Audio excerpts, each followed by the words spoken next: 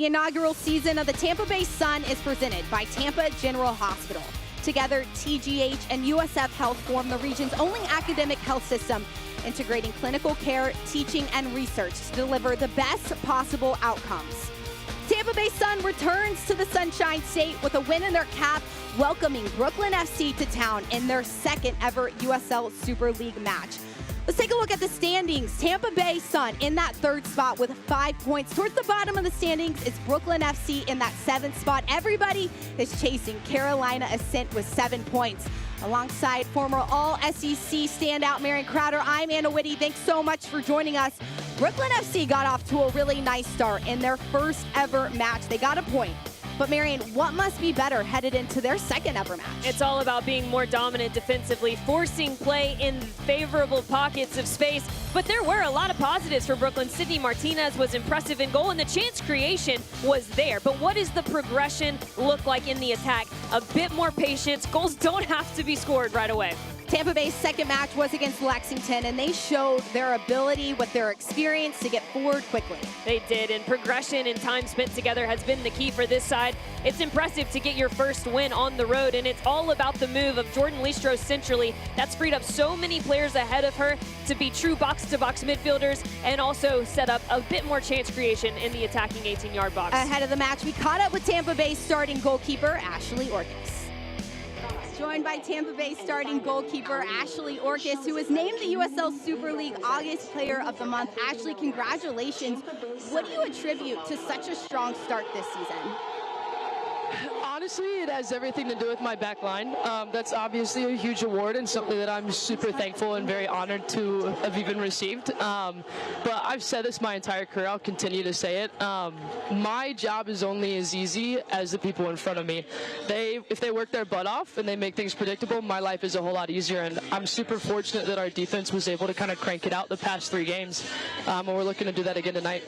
Ashley, you talked about your back line, and that's exactly what I wanted to ask you about. We're in such a learning and a growing phase right now in the team, in the league. How have you seen particularly your back line progress week in and week out?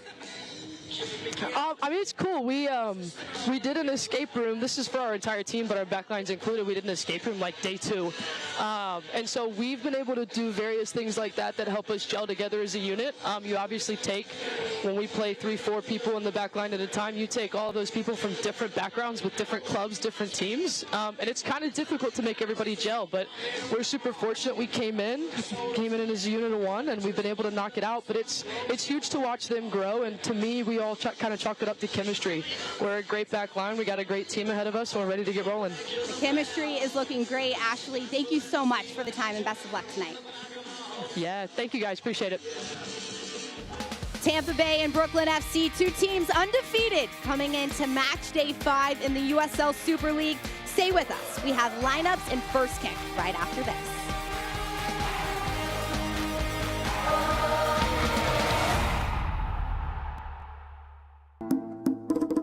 New flavors, the same traditions. Be the guest of honor. Add more flavor to your parties.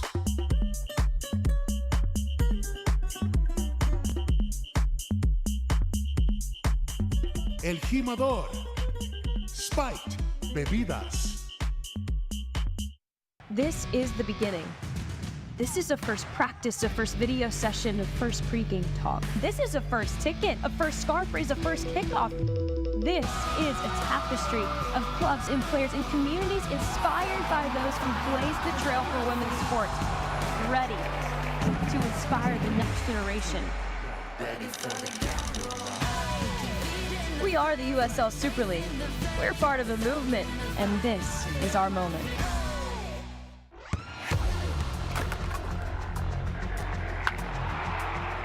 We all have goals.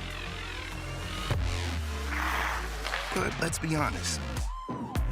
Most of us aren't going to be professional athletes. But if your goal is to finish your degree, we can help. Come to a university that puts your goals first. Bellevue University, your partner in finishing goals. The two most important days in your life are the day you are born and the day you find out why. Yeah, trick. I said what I said. I don't care. I paint the town red.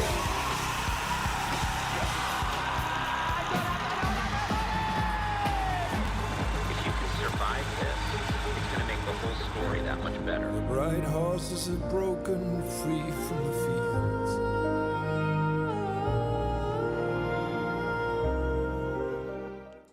Welcome inside Riverfront Stadium, home of the Tampa Bay Sun. It's Tampa Bay Sun against Brooklyn FC.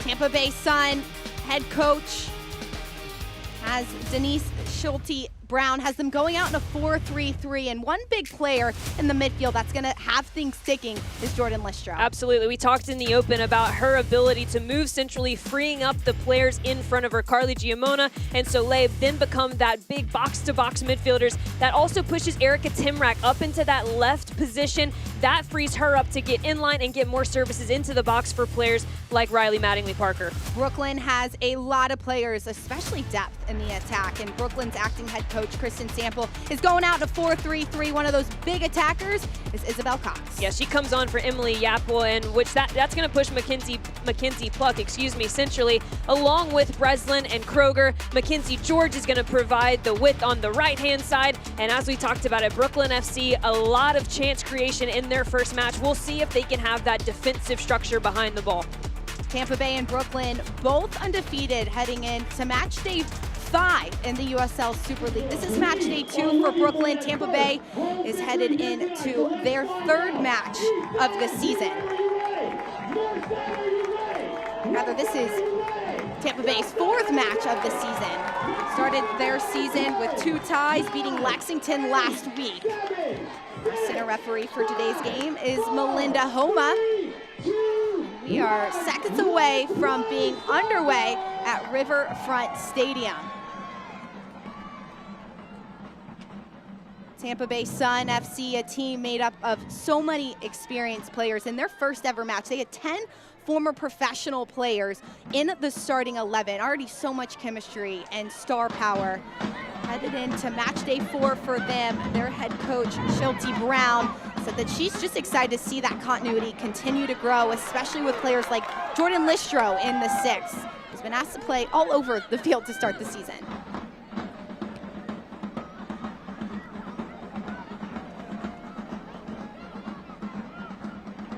Brooklyn FC coming off their first ever match in USL Super League history. Tied against Spokane Zephyrs. It was a 1-1 tie. Brooklyn came back with a PK goal that got them a point on the road.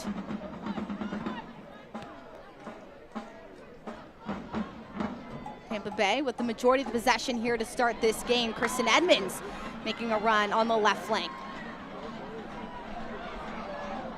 Dispossessed, and it will be a throw-in for Edmonds. Really nice ball over the top quickly. Erica Timrack receiving that throw-in. Timrack over herself. Timrack in the box! Straight into the arms of Sydney Martinez. Timrack will have wanted to do better with that one, but ultimately you're seeing the impact of moving Jordan Listro centrally. It frees up Erica Timrack to do exactly this. Erica Timrack, a player very crafty on the ball, and now that she's pushed a little bit further out to that left-hand side, doesn't have to deal with the congestion in the midfield. They can leave all of that up to number 5 and number 6 in Navy. Erica Timrack, plenty of professional experience, was drafted 11th overall in 2013 into the NWSL. This is a shot from Brooklyn, and it will sail over the crossbar. Transition moment for Brooklyn that they took advantage of. Brooklyn is a very forward-first mentality type of group. That was a big takeaway from me in their first match, always looking to go forward. Sometimes you'll find, especially teams who haven't had a chance to play together a lot, Anna, you'll find that they're a bit more conservative when going forward, but I've been so impressed with the forward-first mentality of their wingers specifically. Isabel Cox, the one change for Brooklyn FC coming into this match, is the one who did take that shot. Cox comes out of UNC, where she spent 5 seasons and played in 110 games, had 23 goals. Plenty of experience in the ACC, but also played for Wellington Phoenix in Australia. We'll tell you what, she was an immediate impact when she came onto the pitch last match. Not surprised at all to see her into the starting 11. It also allows Mackenzie Pluck, who started the last match out on that left-hand side. She now drops to a more central position, which is a much more familiar and comfortable place. Cox, 23 years old, was on the bench to start, but she just added so much of that star power that you mentioned. As soon as she came onto the field against Spokane, it was almost like an immediate go. And also the fresh legs certainly helped Brooklyn in their first match. Listro, that holding midfielder for Tampa Bay, switches it.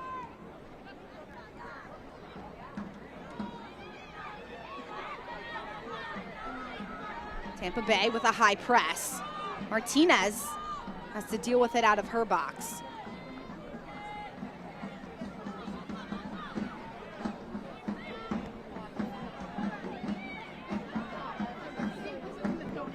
Nice defensive pressure from Hope Breslin. Breslin, 25 years old, played her college ball at Illinois.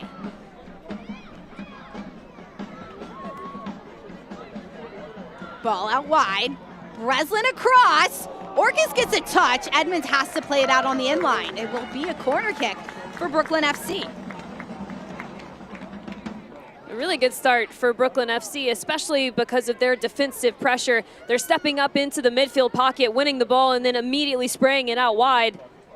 And because of that, Tampa Bay not having enough time to transition. It's a free service into the box, but it's going to have to be a pretty special goal to beat Ashley Orcus. Orcus in her fourth start for Tampa Bay has a clean sheet on the season. Was named USL Player of the Month. This is a corner kick for Brooklyn. Ball inside. Cleared away by Orcus.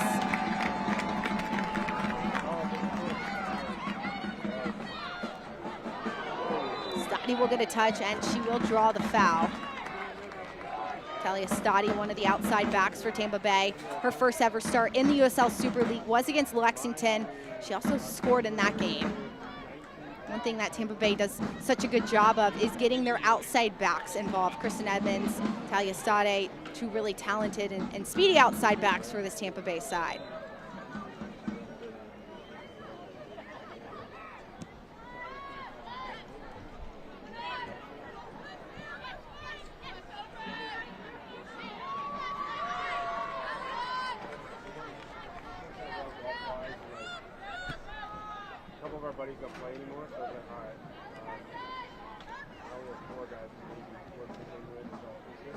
Listro providing that direction, wants Stoddy to go forward. She will take it forward.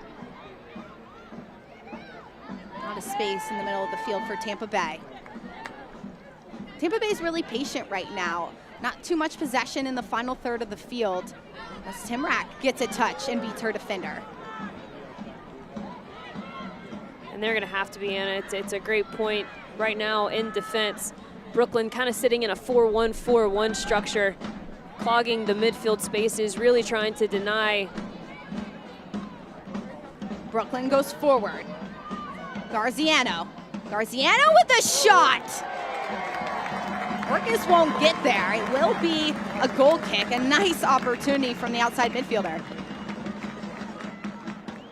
Ashley Orcus is going to be calling for her team to pick up the tempo a bit too lax just in the pressure on the ball. No one stepping up and through traffic. That's actually quite a difficult save to attempt and make. She does well with it just to let it go, but that could have easily taken a bounce or a deflection and gone into the back of the net. Orcus does make the save. And it is Brooklyn starting to find a few more opportunities with less of the possession to start. A little bit of a high pressure from Tampa Bay. Martinez off her line.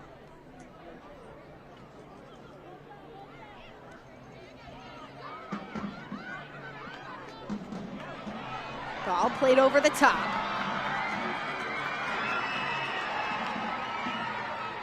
Macello in the box, lays it off. Macello drives inside. It's a deflection for a corner.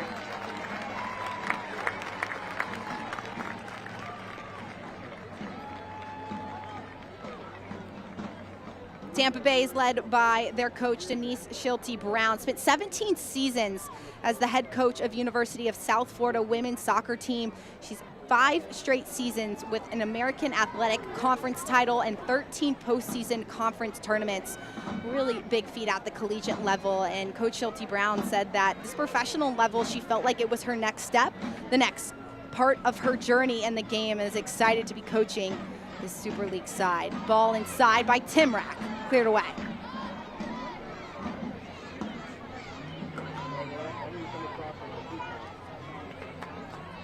The Baldwin Group is the proud presenting sponsor of the Tampa Bay Sun Corner Kicks. Protect what's possible.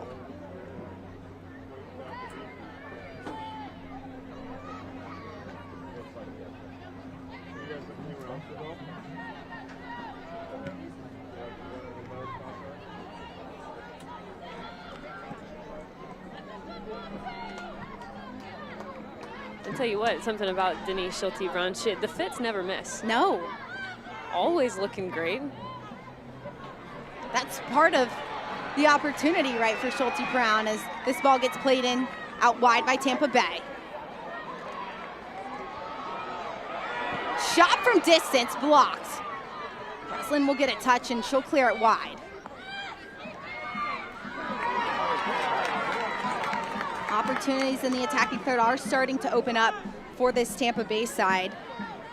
One of the big style points for Tampa Bay is really just evolving, especially with high possession. Schilte-Brown wants the ball in the attacking third, and she felt like in the first game and leading into the game against Lexington is where they've showed their best.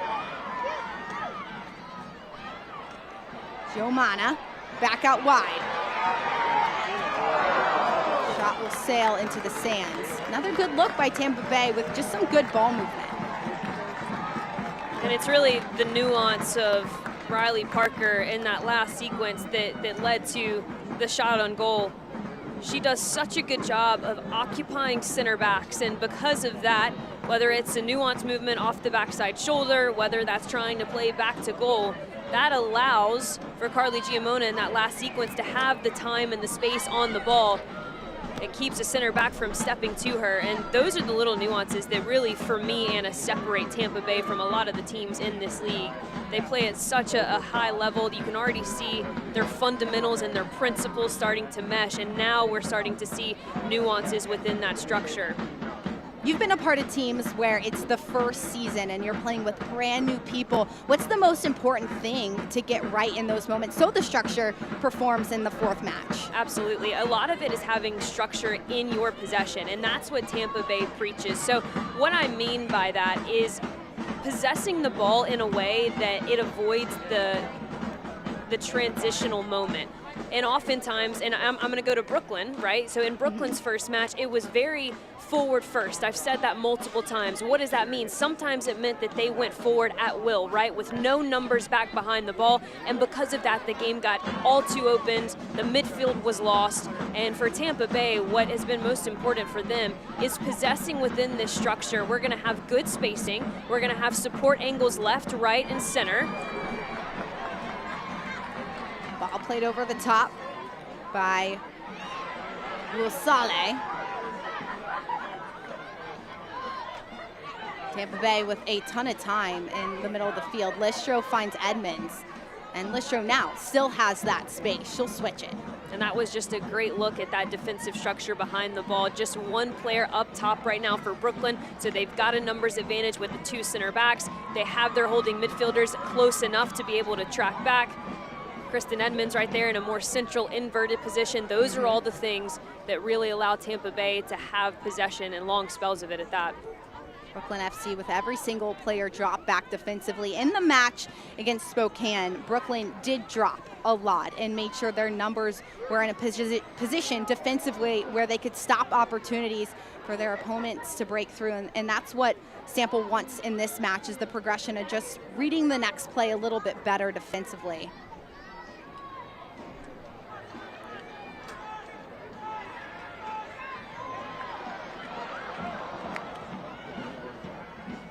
Brooklyn looking to win the ball back. They will.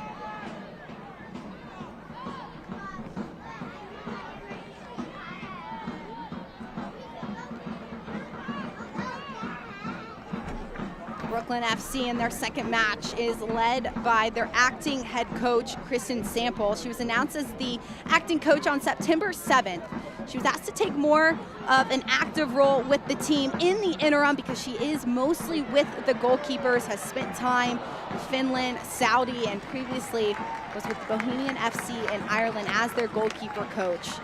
Samples really enjoyed. She says coaching this team and the players on the field has really allowed her to become a better coach all around.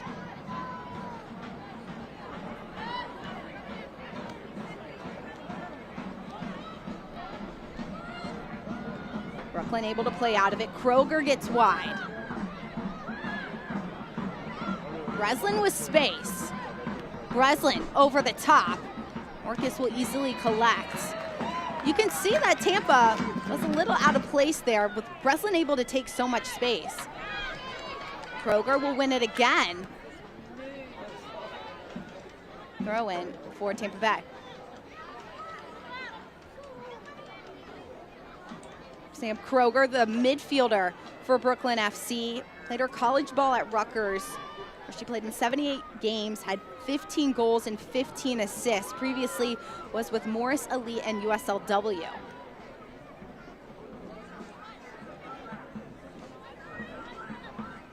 Orcus playing with her feet on the back line, and that was one of the biggest things that Schulte Brown was excited about when it came to Orcus, was they watched the film and had no idea that she had the ability to play with the ball at her feet, and said it's been a massive plus in their build-up to have a goalkeeper who can do so. I'd say the same thing for Brooklyn FC. Both of these goalkeepers charged with starting the possession for their sides, having quality distribution that starts the attack the other way. Carly Giumana, 3 years at Pepperdine, just 23 years old. Some really young players on this Tampa Bay side. It's been a really nice mix of experience, especially on the back line, but once you get into the attack, Tampa Bay has young players who have fit really seamlessly into what Schulte Brown is building. Schulte Brown coming from the college game as well, so is used to coaching younger players and trying to help them get up to speed at the professional level. How does her experience help as an awkward touch by Brooklyn? Martinez will clear it. As a coach in the college game, you're always dealing with turnover, right? That is the name of the game. Kids graduate, you get transfers in now, and with that, you've always got to work every year to get players on the same page. Timrak in the box. I wouldn't say that it's exactly the same, and I don't think that Denise would either, but to your point, Anna, it does provide kind of valuable experience of working through quick college preseasons like Denise Schulte Brown is used to, a quick preseason here for all of these teams, and that's why she credits having players like Jordan Listro on the field with their great start, a player who understands what Denise Schulte Brown wants, the way she wants it done, and perhaps when there's communication mishaps, Jordan can go into the locker room and say, here is what she said, here is what she means, and she can really say it at the level that the players understand. Jordan Listro played her college ball at South Florida underneath Coach Denise Schulte Brown, and they've had a relationship ever since Listro graduated from college. Listro said she really leans on Schulte Brown and her expertise when it came to her experience at any level in the professional ranks, and as soon as that Schulte Brown got announced as the coach, Listro said she wanted to be back in Tampa Bay, of course, but was also excited to be back with her former college coach. There's some comfortability there as well. Yeah. You're building a brand new culture, you're setting a brand new tempo, and when you have your six as someone you know, that certainly helps a lot. Absolutely. Martinez off her line again, clears it back into the midfield. And I know Denise Schulte Brown's just happy to see Jordan, yes, on her team, but on the field as well, a player who stepped away from the game for a couple years, and I think we can all say that we are very pleased to see her in the Super League. What a key player I think that she will be for this league going forward, really a foundational piece. Listro, previously with Orlando Pride in the NWSL, said as soon as the 23 season was over, she took some time off just to get healthy, better her body, and make sure she was in the right shape for this season, and is just thrilled to be in the Tampa area playing in the Super League, which is just providing more opportunities in the women's game. And, you know, that's kind of unheard of, a preseason that long. Players often at professional level, collegiate level, it doesn't really matter. You often don't get a full year to really give your body the time, the space to recover, ease back into those progressions of fitness, the progression of play, and also mentally, you have a chance to miss the game. And I think that that's been really impactful for Jordan. But that's also a key part to what all of these coaches are having to deal with, and why we keep mentioning the preseason, how interesting it is, because you have players like that who have been off for a year plus. You have some players who are on loan from NWSL teams, right? So they're right in the midst of playing at their training peak. And then you have some players who are new professionals. It was a huge mix for all of these coaches to deal with in the preseason, which is why it's even more impressive Tampa has gotten off to such a good start. Having that mix has really helped out this Tampa Bay side. Players that, as you said, had the chance to miss the game, but also previously have really competed at the highest levels in women's soccer. Timrack checking into the midfield. A player who played her college ball at the University of Florida. Knows Florida really well, one of the 3 initial signees for the Tampa Bay Sun. Quick throw in to Timrack. Ball inside. Parker. Breslin back defensively to win it. Hope Breslin really played her college ball as a true attacker, a 9. Her ability to get forward after college, played some time with Angel City in the NWSL, and has had to do the defensive role just like that. Well won by Hope Breslin.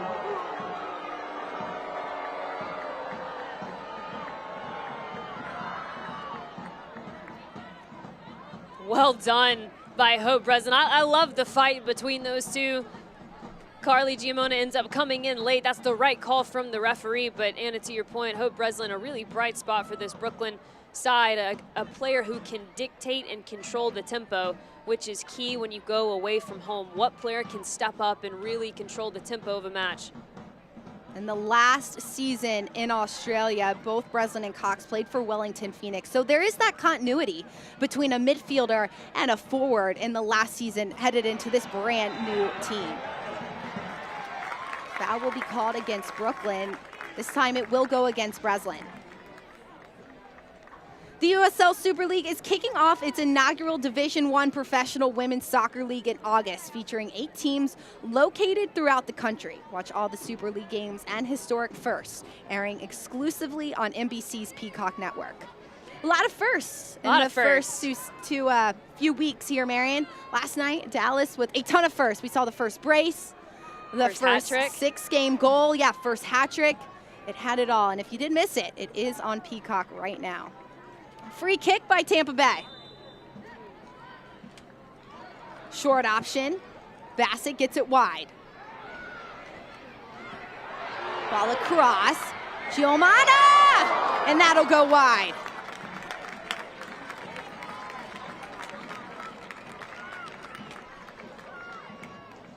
And this is the bread and butter for Tampa Bay. You've alluded to it, Anna, their ability to get their outside backs and their wide players involved. Getting in line is what makes this Tampa Bay Sun attack work. And when they continuously look to challenge the wide spaces, and then starts to free up things centrally. In an offside position anyway was Nacello. That'll be called off. Martinez will play it out. Sydney Martinez has been asked to do a lot in net here tonight. She's the first club signing in Brooklyn. Spent 5 years at South Florida, coached by Schulte Brown. I tell you what, that was a great sequence of build-up through the thirds by Brooklyn. Cox, heavy touch inside. Cox continues her run. Cox with the goal!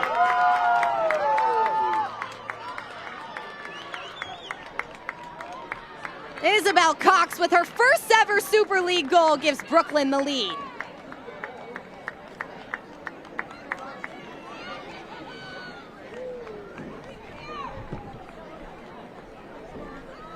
Kristen Sample's got to be happy with this. One of the keys in progression this week was having a bit more build-up through the thirds. What an excellent sequence from the holding midfielders of Brooklyn to get this ball out wide. And then just a quick little step over, a moment of craft, individualistic effort. And it's 1-0 Brooklyn early. What a start. All because they had the willingness to be patient, build through the thirds. It went holding mid to holding mid, out to the winger. And Isabel Cox, a player who didn't see the starting 11, gets the goal tonight. Parker having a conversation with Homa along with Timrak. Parker is holding the ball and Homa is writing the goal in her book. So the goal should stand here from Riverfront Stadium. It was an incredible sequence that happened quickly for Brooklyn. Their ability to get forward quickly has helped them out a ton here in their first 2 matches.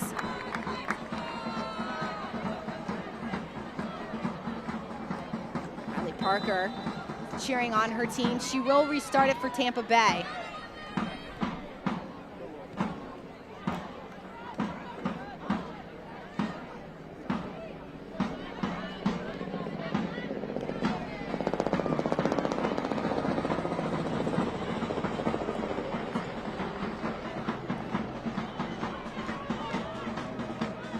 Defensive structure from Brooklyn. Edmonds out wide, takes a nice touch inside. There's a lot of direction from Listro and a lot of movement from Timrak and Edmonds in and out on the sideline.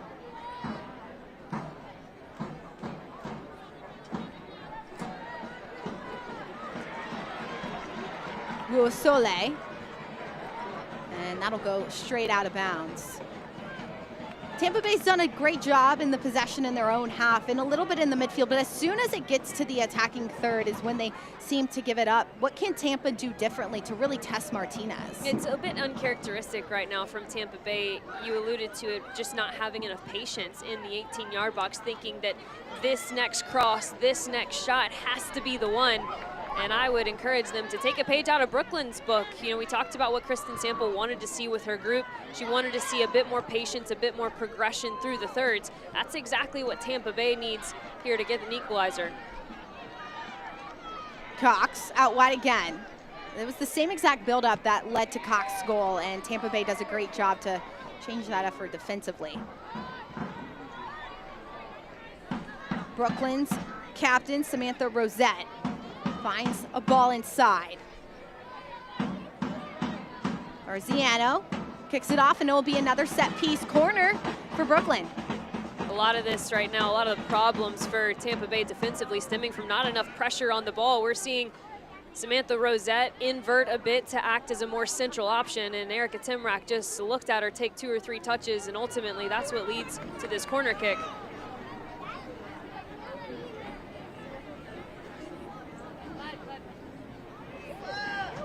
Arziano with the in-swinger. That'll be cleared out.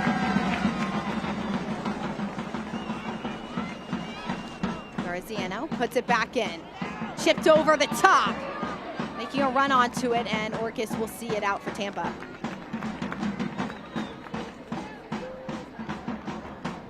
Nice set-piece opportunity by Brooklyn. Schulte Brown said that set pieces have really set the tone in USL Super League. Tampa Bay did concede 1 set piece against Dallas, and there have been 4 set piece goals headed into match day 5 in USL Super League, and those are where Tampa Bay feels defensively they have to get the structure right.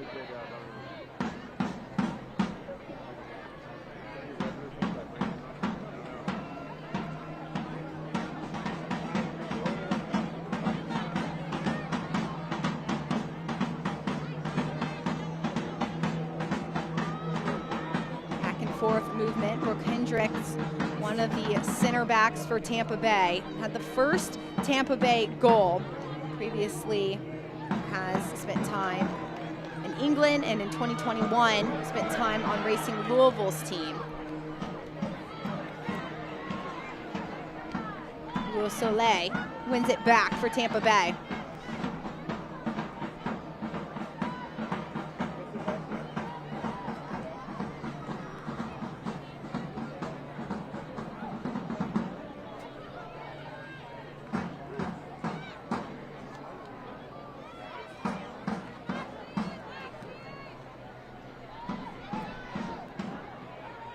Martinez will collect it for Brooklyn.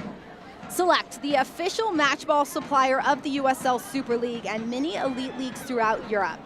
Visit us.select-sport.com for the latest Select products, specials, and more. Select, the player's choice. Foul called against Tampa Bay, and a yellow card will be assessed to Gimona. Gimona has been asked to do a lot more defensive work than what we typically see from her. And this is just silly. Carly Gimona, you actually had her in your stride and reach out for unnecessary shirt grab. And here's the thing, players do this, right, to avoid transitional moments, to avoid a numbers down situation. You had numbers behind the ball, and now you've got to spend about 70 more minutes with the yellow card in the books. Mackenzie Pluck stands over this set piece. Short options for Pluck. Be a ball played inside.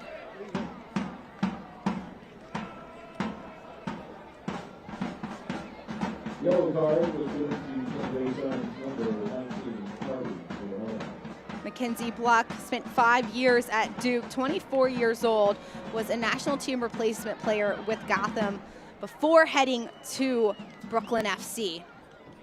Ashley Orcus, the USL Super League Player of the Month, spent her college ball at Ole Miss and has been a goalkeeper that Tampa Bay is just so excited to build with. Her ability to play with the ball at her feet, stand on her head when her team asks for it. 1 clean sheet already. Plays with so much experience and so much swagger. The confidence just oozes from her, really, and you got that from the interview that we had with her earlier. Always comfortable.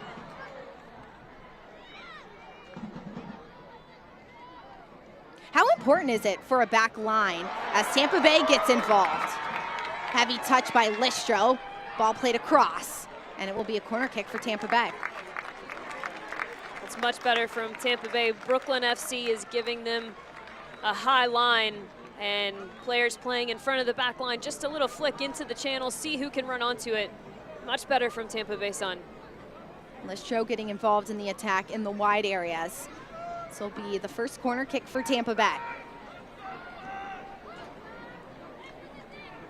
The Baldwin Group is the proud presenting sponsor of the Tampa Bay Sun corner kicks. Protect what's possible.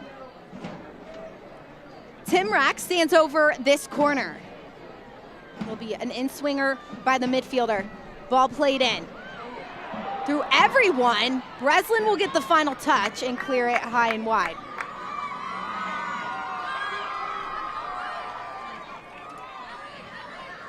Looking for a quick restart is Hendricks. She won't be able to get it, so she will play back.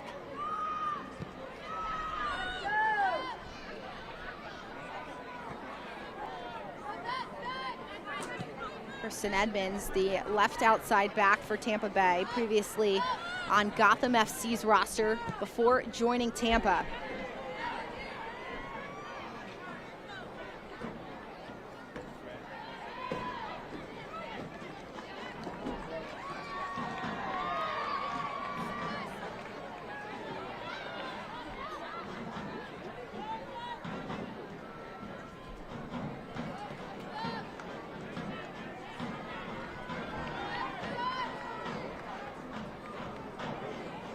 Riley Parker pulls it down.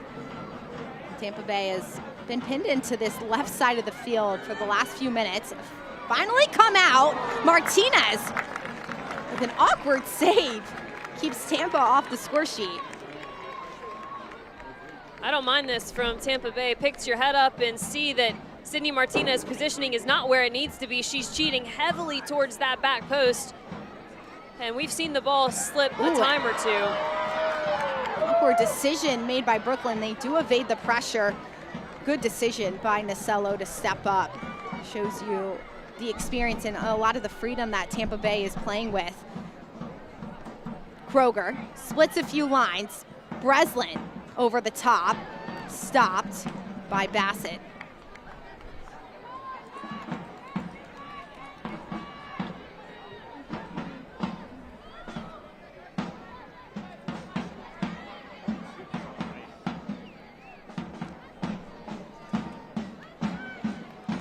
can't watch the match, turn on Sirius XMFC 157, North America's only 24/7 source for engaging soccer talk, including live matches from the USL Super League. Visit uslsuperleague.com/SiriusXM to view the schedule.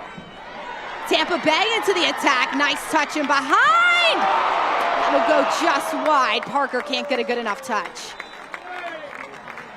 It's coming for Tampa Bay. And Riley Parker saw her reaction right after that. Can't believe she missed it. But Sydney Nasello, a player who is really impactful for Tampa Bay, again, attacking the wide channels, getting into the flanks, creating 1v1 situations or numerical overloads. And Riley Parker, a player who is so good, magical within the 6-yard box, just can't put that away. Riley Parker, really that true 9 right now for Tampa Bay, and Tampa Bay is really exploiting the wide areas as we do take a hydration break from Riverfront Stadium. Rosette and Pantuso jogging off the field.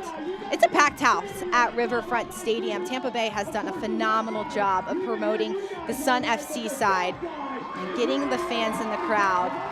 It is a beautiful day as well here in Tampa Bay.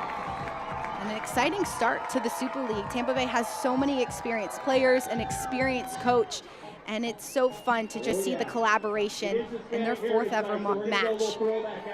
For Tampa Bay, being down by 1 in the 35th minute of action, how do they progress to that next phase of their game in order to really test Martinez?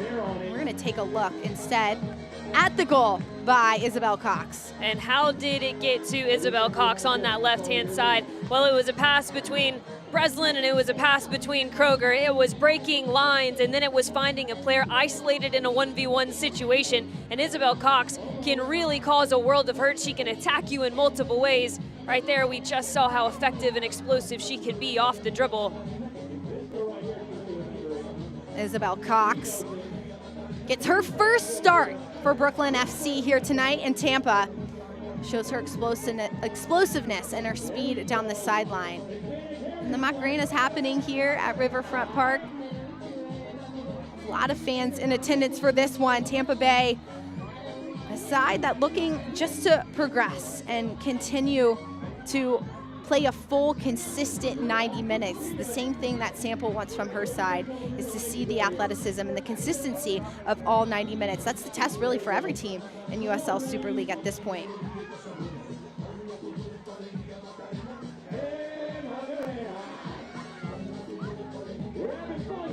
Tampa Bay going to take the field quickly again. Brooklyn FC out on the field again. It's been really fun to watch Brooklyn's evolution just in their 2nd ever match with an acting head coach trying to figure out the culture and exactly how they want to play on the field. And sometimes you really don't see a team start to come into fruition until the latter half of the beginning of a season. But right now for Brooklyn FC, a lot is happening right. So many positives, and we'll go back to what we talked about in the open. There was a lot of positives for Brooklyn's first match, but there were some obvious progressions, right? It's the first match they played together, so what does the progression from match 1 to match 2 look like for Brooklyn? And for them, it's been about patience and building through the thirds a bit more. That's exactly what led to the first goal and to them having the lead early in this first half. And the second part of it is having that defensive dominance, right? And forcing Tampa Bay into pockets where they want them to go. I would say in the first 15, 20 minutes, Brooklyn was doing that very well. Tampa Bay has made some adjustments. We've seen Erica Timrak come into a more central role, and we've seen Sydney Nasello really try to stay touchline wide and isolate in those flank positions. And Tampa Bay ultimately on the front foot. With Timrak coming inside, Nasello staying a little bit more wide, what is that opening up for everyone else for Tampa Bay? Erica Timrak draws a lot of attention, but as does Carly Giamona. So right now in your picture, you're seeing Carly Giamona check down to the ball, and then you're seeing the vertical run from DeWua Soleil out of the midfield position. Now we've got 3. We'll just take you live through this. We've got that touch line wide, so we've got to stay honest. The ball played across. Martinez off her line again, collects. Exactly. So as that ball is traveling, right? You saw the glimpse of Brooklyn's high, very high back line. And what they're asking of Sydney Martinez is to come out and almost act as a third center back. And that's a very high risk, high reward defensive way to play. Tampa Bay does have the speed on the defensive side of the ball and the ability to cover. Center backs that have played this game and understand what they need to do and obviously already have that communication down pat. How does that help allow players like Stoddy and Edmonds to get involved in the attack more? Well, when you have comfort and when you have confidence in your center backs and even in players like Jordan Listro to cover defensively, it just opens up a lot of freedom and a lot of confidence for players in the attack to push a bit more numbers forward. You don't have to worry about them being in a numbers down situation. You can trust that they'll win the 1v1 battle.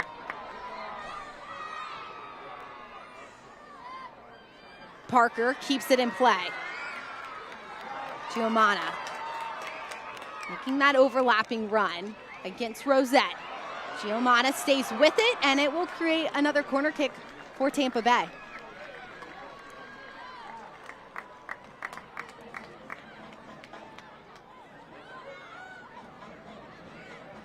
Giomana really having to work the Tampa Bay left flank defensively and in the attack a lot in this match. And right now, Tampa Bay is having to work with Brooklyn FC's goalkeeper really stepping off her line.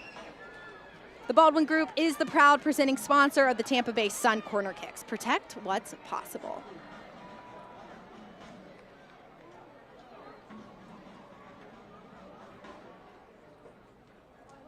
Tim Rack opts for the short corner.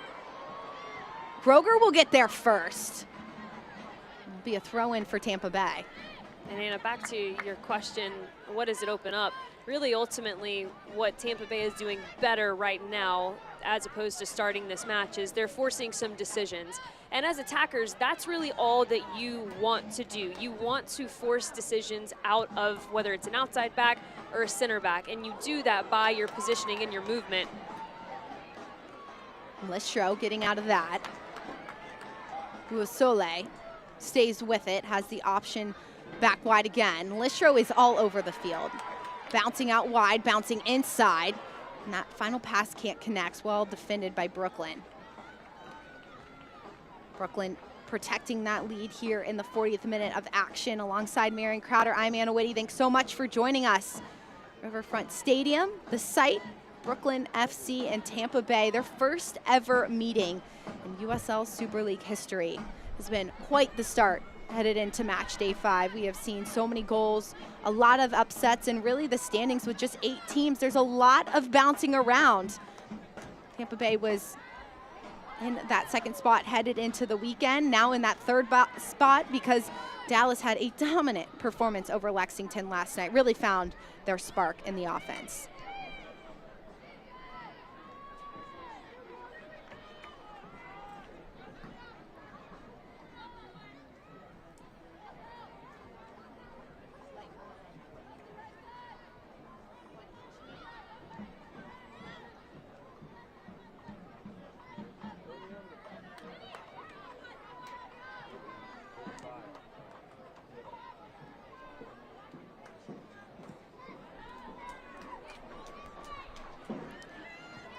Headed away by Rosette. Samantha Rosette, the outside back for Brooklyn FC, is the captain of this team. She's from the Bronx and has really helped a lot of the young players get acclimated to living in New York, living in a brand new city where there is a ton of traffic and a lot of newness and a lot of excitement. And Rosette has been one that Sample has relied on to be that leader on and off the field to start this season. Listro switches it for Tampa Bay. Nacello across. Martinez with her height gets up and grabs it out of the air. And where is it all stemming from? Once again, Anna, the wide channel. Jordan Listro to Sydney Nacello and just getting after it. That's what I love about her player profile is she is brave going forward. She wants to get after players, and it's actually quite mirroring these two sides. You have players like Sydney Nasello out wide who really have that forward-first mentality. And then we've already talked about it for Brooklyn. You've got Isabel Cox. You've already seen what she wants to do in the wide channels. Right. You've got Mackenzie Pluck centrally who likes to do that as well. So we are in, I think, for an exciting second 45. Brooklyn FC with a little bit of possession here. Tampa keeps knocking on that door, but still hasn't found that equalizer quite yet. It's been Nasello out wide on the right flank that Listro is really trying to feed, and it's because Nasello has had so many nice crosses into the box. Sydney Martinez has been a huge piece for Brooklyn so far. Her height, her ability to jump up and really control that back line when asked to do so. Ball out wide to Brooklyn again. Scarpelli takes it inside, a shot from distance. Orcus will collect.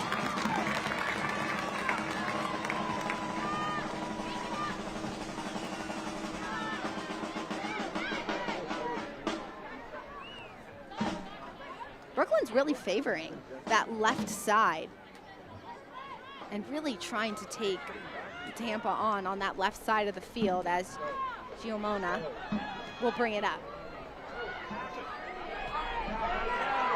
Giomona out wide, she'll continue her run. A touch inside, beats Rossetti. Giomona stays with it. Parker will get with it. Parker takes a shot and that'll go wide. And if you're Brooklyn, you do not, after such a good 45 minutes, you do not want to give into the fatigue. You do not want to give up a goal going into the locker room. But the composure from Riley Mattingly Parker, so key in that 18-yard box, just misses the frame of goal. But Tampa Bay is knocking on the door. They have been for about 15 minutes, and you have to think, Anna, that Brooklyn is just wanting to get to the locker room with this scoreline. They've pushed a lot of numbers back, not sending many forward. Points on the road are extremely important, especially at the beginning of a season. This ball is played into Cox. Underneath. George into the corner.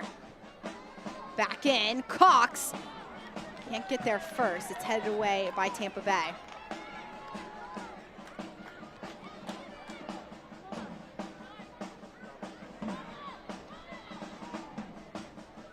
A lot of patience on the ball from Tampa Bay's back line.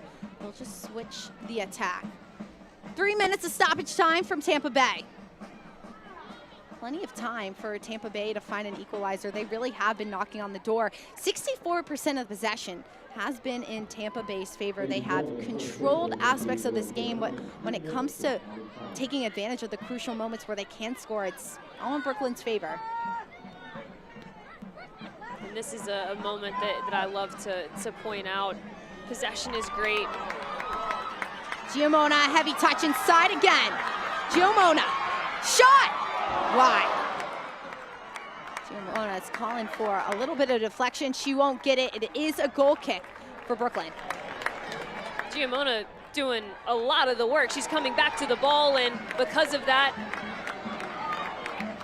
Rosette does not think that she's going to be a vertical threat in behind. And Sydney Martinez, what a big get she was for Brooklyn FC. What a well-done way to make that angle look so small for Carly Giomona. Positions her body so well. Martinez, Puerto Rico's national team starting goalkeeper. Maybe Schulte Brown's looking, man, we should have gotten Martinez on our side as well. She is a former USF player and has played for Schulte Brown, so understands her as a goalkeeper. It's always fun when a former coach, former player get pinned up against each other and get to play in the professional ranks.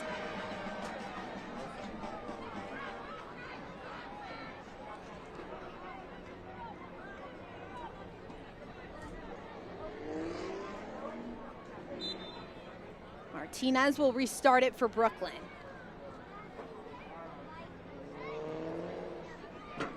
Just over a minute to go in stoppage time in the first half of action.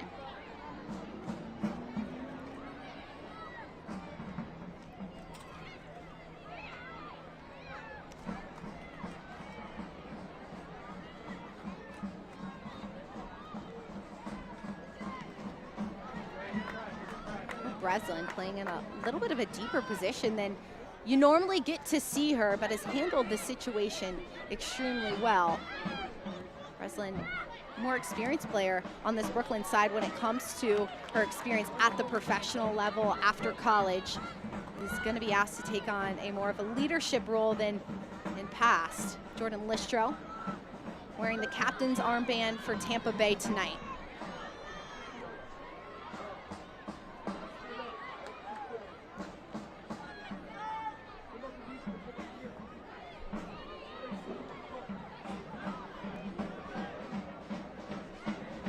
George out wide. George across, no one's there. Timrak doing the defensive work. She'll win it back with no pressure. That was a great little ball to the back post and just a bit disorganized in Brooklyn's box runs. Those as well are nuances that are going to take a while to build. Who gets front post, who gets back post, who's running at the slot, who likes to do these things, who has a tendency to run where more, timing of the service. I think ultimately Brooklyn's got to be really pleased with this first half. I think that they're reading the game well, and with Rosette inverting, finding lots of time and space in the midfield, which brings me to my point about Tampa Bay. It's too lax in the midfield. Brooklyn, way too much time and space on the ball. It almost seems like they're shadow defending in some areas, but continue to expand the shape because that's where you found your bread and butter in the attack. Tampa Bay, a side that continues to push, looking for an opportunity to tie this up. But Brooklyn FC is finding their moments of brilliance, and Sample goes into the locker room, has to be happy with the third half of action she's ever seen from her team. There's a lot of newness and just trying to understand how players work on and off the ball. How do you take this half from Brooklyn and apply it to the next 45? We'll go back to what she told us the progression looked like, and for her that was patience and having a build-up that went through the thirds. And if you take that specific nuance and that's what she wanted to see, that's exactly what she got. That's exactly what led to the first goal. So you continue to have the messaging that we are growing, we are progressing. We're seeing it live in action right now, but and as you mentioned to close this half, it's about 90 minutes. Who can put it together for 90 minutes? 90 minutes is so important at this point in the game, because also these coaches are asking players to be 90 minutes fit. Understand the principle of some games, but sometimes you talk to coaches and players are running 9 to 10 miles a game. And it's a big ask at this level, and also trying to understand how players work off. So there is so much newness. Obviously, players are so new to the environments and the playing fields as well. We will be back with halftime and stats and news and notes across the USL Super League. Brooklyn FC with a 1-0 lead over Tampa Bay Sun at the half. Stay with us.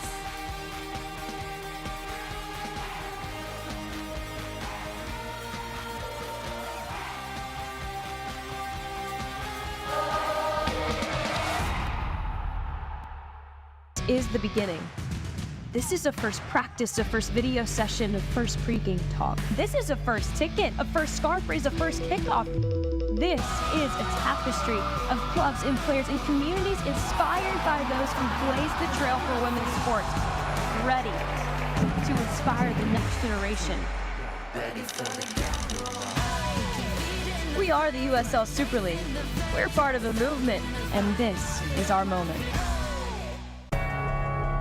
As one of the nation's best hospitals and academic health systems, Tampa General is one of the nation's best for cancer care, heart and vascular care, and gastroenterology and GI surgery. Plus, we're top 10% in the nation for neurology and neurosurgery, and top 2% in the nation for orthopedic surgery. Tampa General. Other hospitals practice medicine. We define it. Glenn couldn't have done it without me, and I couldn't have done it without him. He had his strengths, and I had my strengths, and that's how we succeeded. There's a lot of care and time that goes into it, and a lot of work. We were people lovers, and people seemed to like us too, so I think that was all part of our success. It's definitely a work culture that we inherited that GB and Evelyn put into place, and it's our job just to make it better and keep it going and make it more successful. Ashley knows that some of our most important traditions and memories start around the dining table. Whether you're hosting a family meal, playing board games with friends, or having conversations that go late into the night, they're the centerpiece of the home. From cozy breakfast nooks to formal dining areas, we have versatile options that fit any space. With styles ranging from mid-century modern to farmhouse or traditional, starting at just $499.99. Plus, you can pay 0% interest for 60 months in-store only. Shop and save today, only at Ashley.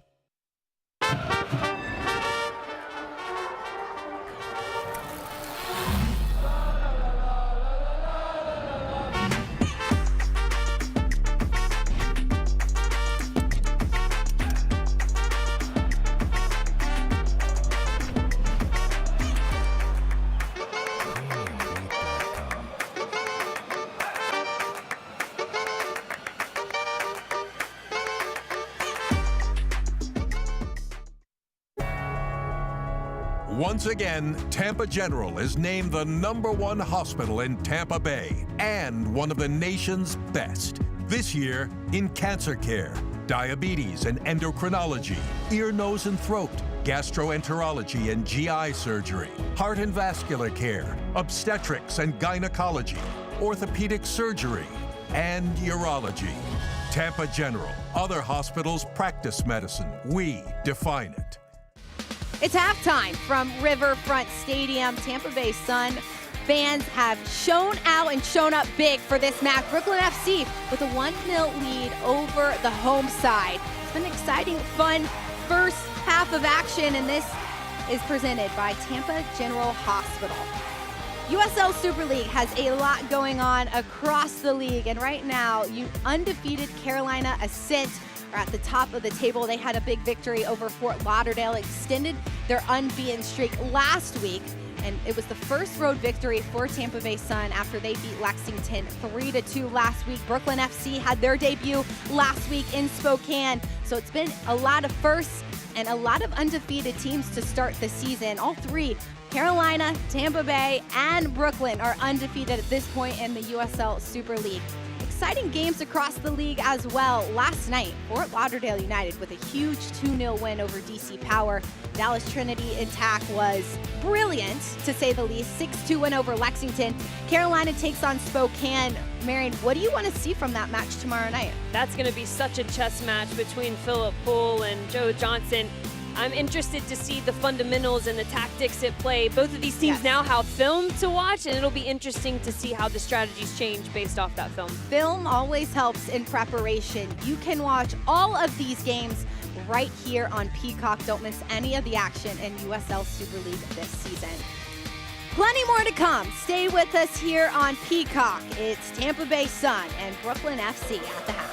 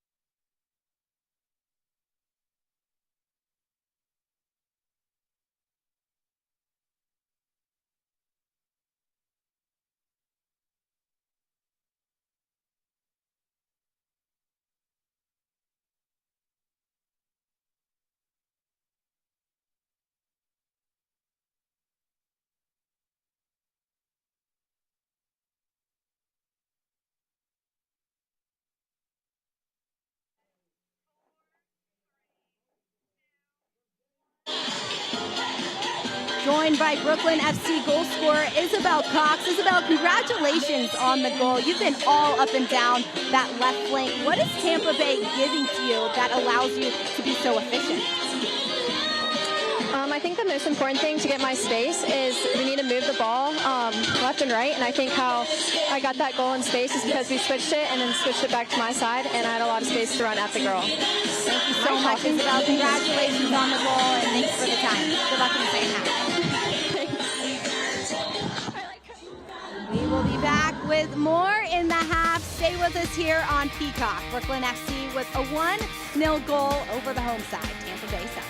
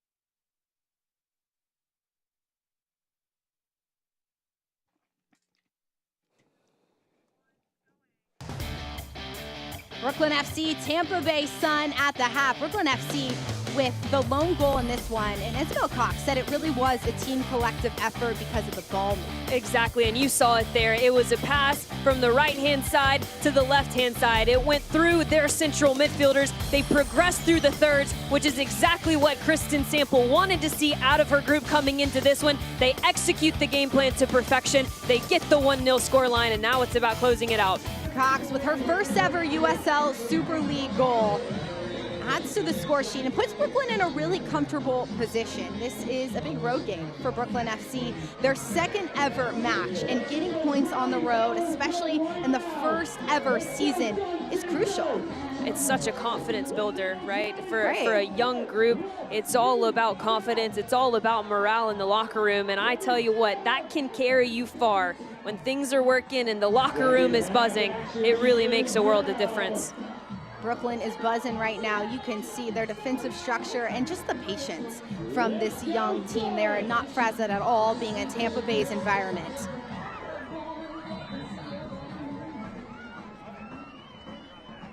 Second 45 minutes of action here from Riverfront Stadium. Brooklyn started really strong, but eventually took on the pressure at Tampa Bay and allowed Tampa Bay to have a lot of possession. Isabel Cox got free on the left-hand flank and had an opportunity and took it home. Tampa Bay is slowly inching towards goal. 6 shots, however, their expected goals is only .48, so nothing's been really dangerous for Martinez.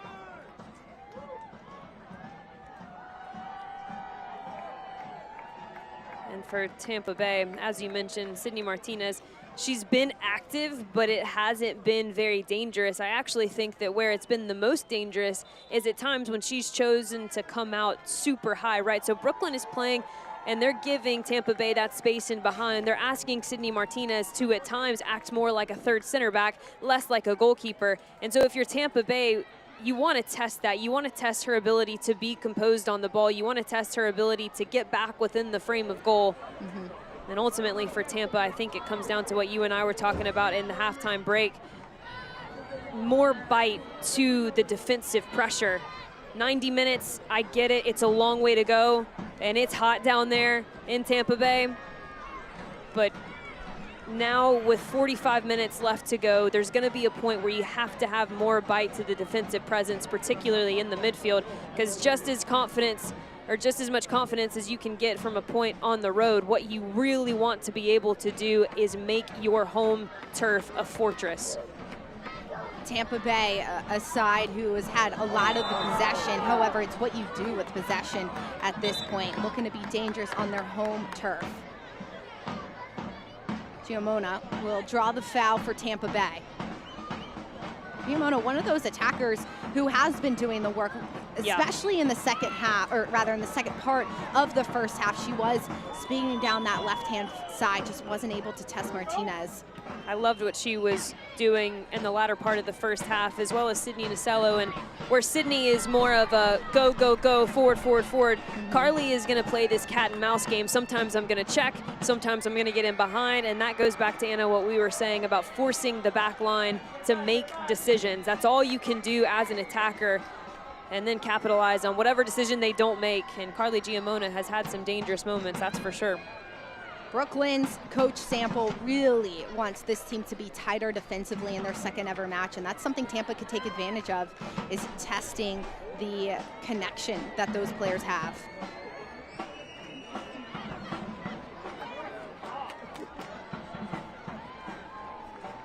Tampa Bay playing in their 4th ever match. The next match is going to be on the road against Carolina Ascent on September 27th. Carolina has made Memorial Stadium certainly a fortress, that coming into that stadium and that environment can be very difficult to perform. And that's even more important as to why Tampa Bay has to be excellent in this match and get those 3 points at home before they head on the road. Brooklyn continuing to bring the ball up the field. Kinsey George, another one of those pieces in the attack who's drawn a ton of attention as Rui Soleil draws the foul. Rather does foul Brooklyn. It will be a set piece opportunity for Brooklyn FC.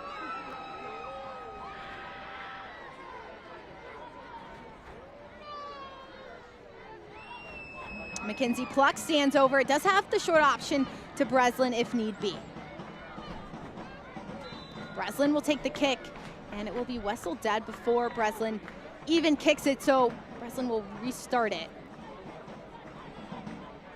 Oh, Breslin, one of the midfielders for Brooklyn FC. Played her college ball at Illinois, was drafted back in 28 to Angel City. It's played in 8 games in her time there. Ball in from Pluck, across, and no one touches it. Brooklyn FC has been on the road in their last 2 matches and will eventually head home on October 6th. They will take on Fort Lauderdale, rather September 24th.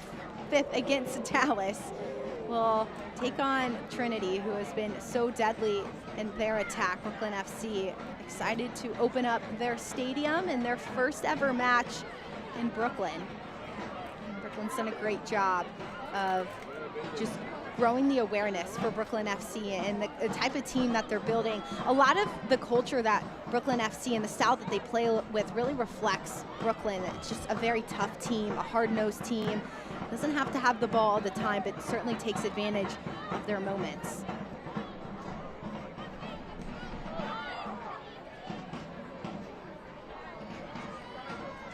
Ball gets played out wide. Scarpelli across, inside, hit away by Edmonds, and it was almost an own goal. Wow. Timrak down the other way. Sade can't collect it, and the details just aren't there for Tampa Bay.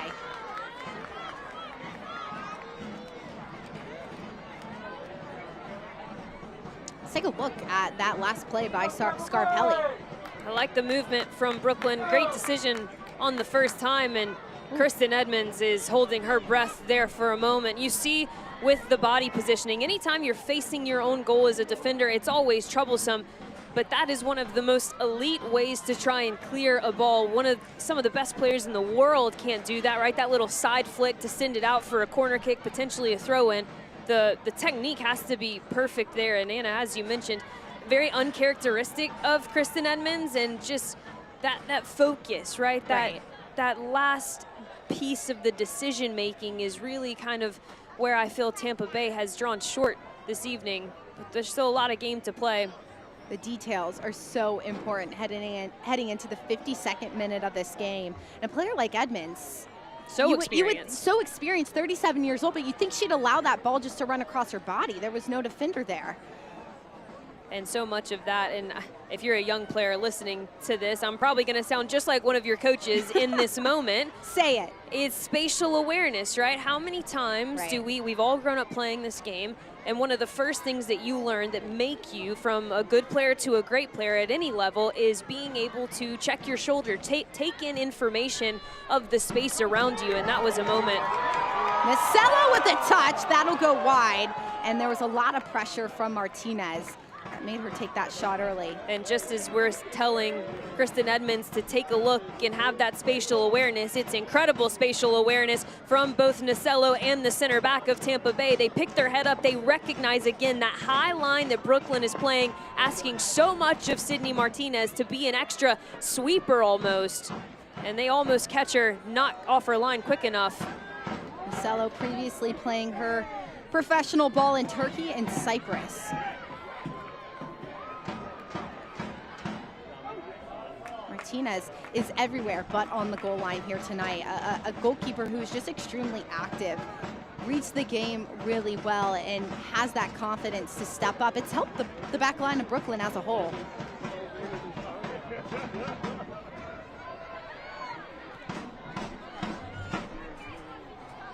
Scarpelli can't push it past Pantoso. Rather, that's Bassett with the throw-in.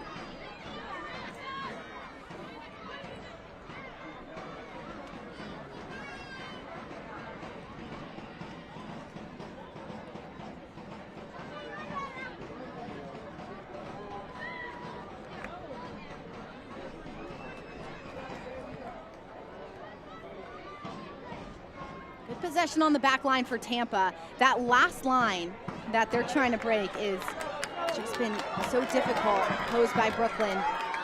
Here comes Tampa Bay again. Well defended by Hill.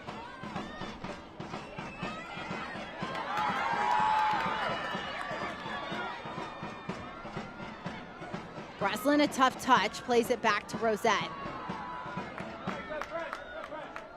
You can hear the coaches on the sideline from Tampa Bay. You have to press, you have to get to the ball. And right now, as you had mentioned, Marian, it just has to be that next level of athleticism, of physicality in this game to really just will yourself to a point. Soleil not happy with the call made by Homa.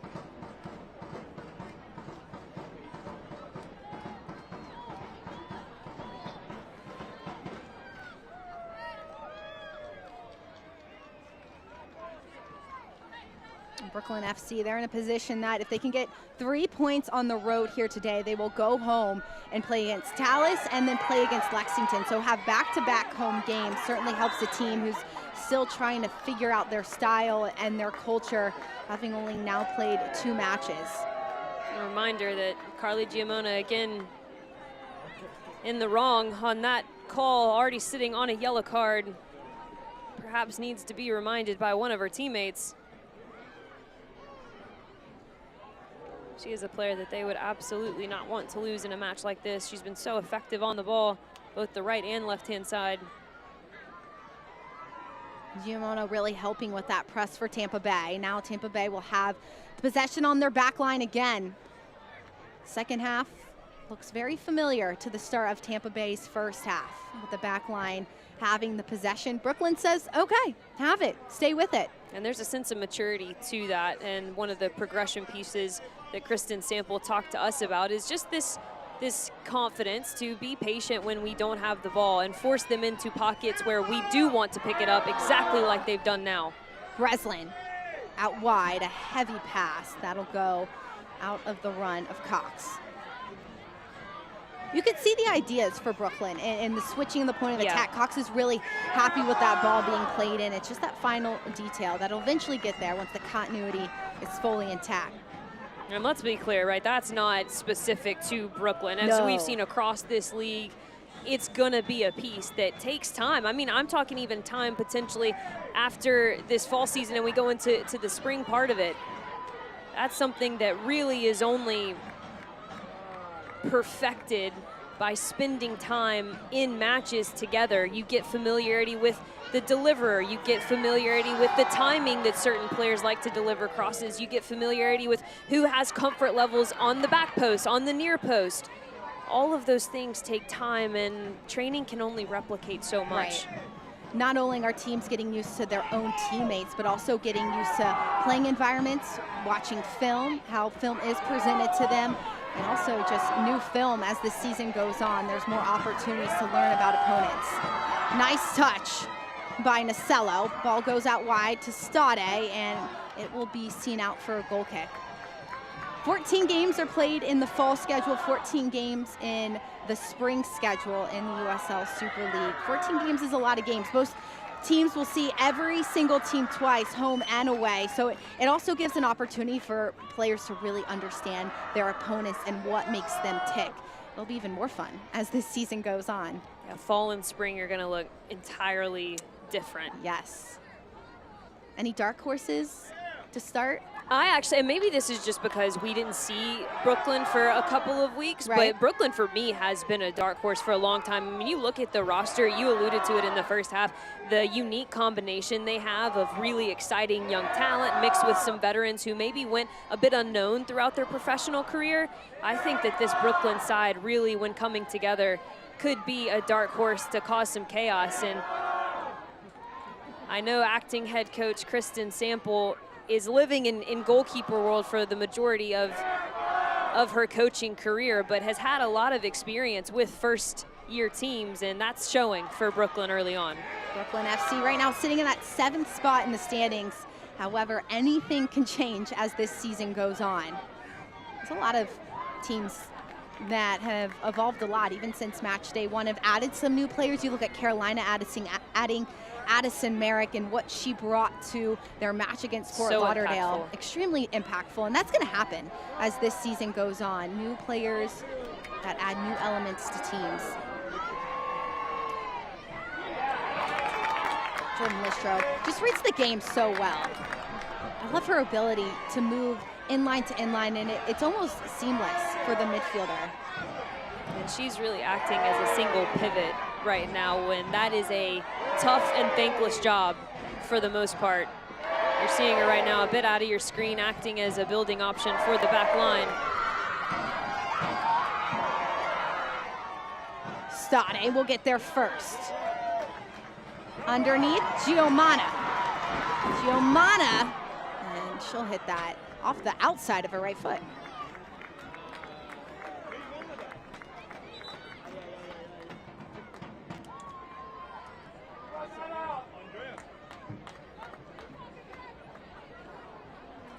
Let's go, vamos!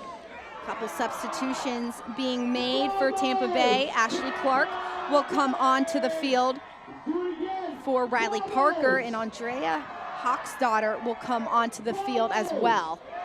Andrea Hawksdaughter played her college ball at South Florida underneath Schulte Brown. She'll be a substitution onto the field and really into the attack.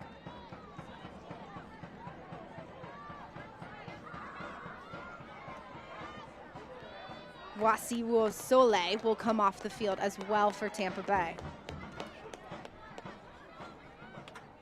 Substitution for your side.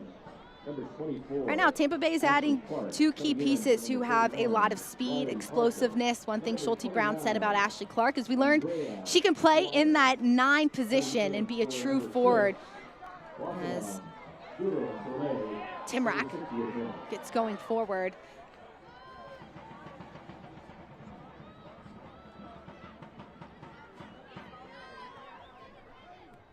In the 62nd minute of play, Tampa Bay making 2 crucial subs. What are those 2 substitutions going to be able to add to this Tampa Bay side right now? With Ashley Clark Lemieux, a player who we learned last week can play at the 9 and can play it very well. She brings fresh legs and an ability to press a bit higher up the field. And Hawksdaughter, she's a player who can challenge vertically. She can win those 50-50 balls and be kind of that smashing presence within the midfield. And all of that points to Tampa Bay really just trying to up the tempo, right? We talked about the moment where they're going to have to choose to go. This perhaps and those substitutions show that Denise Schulte Brown is doing just that. Bassett down on the ground in her own 18, grabbing her face. Play will be called dead because of it. The trainer coming to assess what is up with Bassett. A really crucial piece to Tampa Bay's back line. Bassett down on the ground, and this gives an opportunity for Tampa Bay to come together collectively and have a conversation with those 2 recent substitutions coming on in Hawksdaughter and Clark, who can really help out this attack, how they can fit seamlessly into what Brooklyn FC is throwing at them.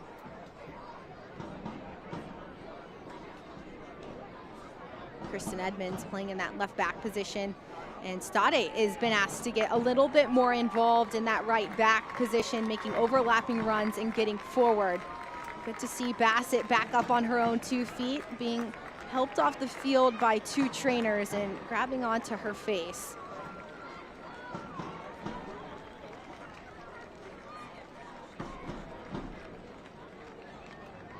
Orcus having a conversation with Bassett, making sure everything is okay.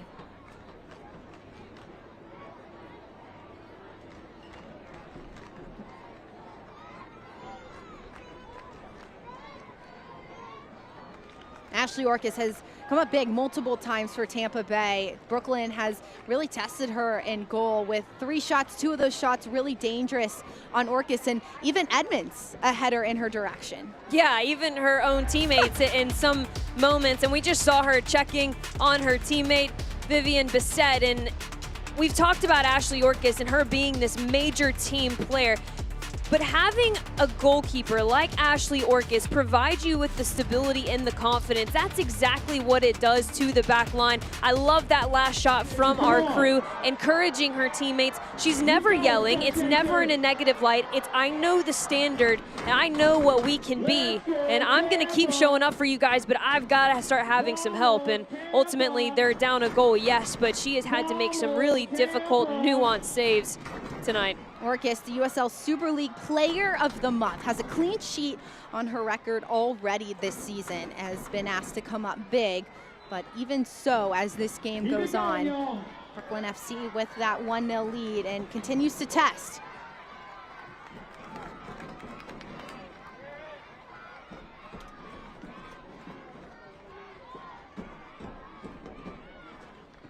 Kroger inside. Back out wide to George, across, deflected for a corner. Rather, that was Mackenzie Pluck out wide. In, number 16, Sienna Bryan. Coming out, number 4, Vivian Bissett in the 65th minute.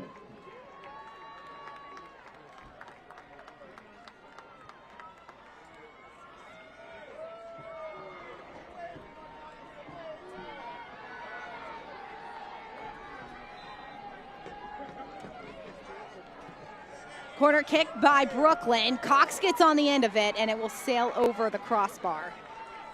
South side, looks like we're getting a wave going. Vamos Tampa, baby! Substitution is made for Vivian Bassett. She'll come off because of that facial injury. Sienna Bryan will come onto the field. Has now played in 2 matches for Tampa Bay. This is her 3rd appearance. Spent 5 years for Florida Premier FC ECNL. Just 16 years old. That's a big position, and a few tactical decisions will be made to move players around as Bryan playing in a wider position at the bottom of your screen.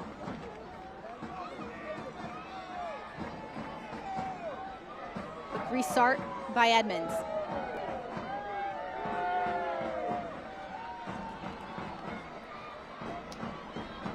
Big showing in Tampa here tonight. 3,213 fans at Riverfront Stadium. It's been an electric experience for Tampa Bay's fans. However, they just haven't seen that Tampa Bay goal. Certainly cheering on a lot for those moments, and you can feel that energy in this stadium and really how quiet it was when Isabel Cox hit one home. Martinez killing the clock a little bit.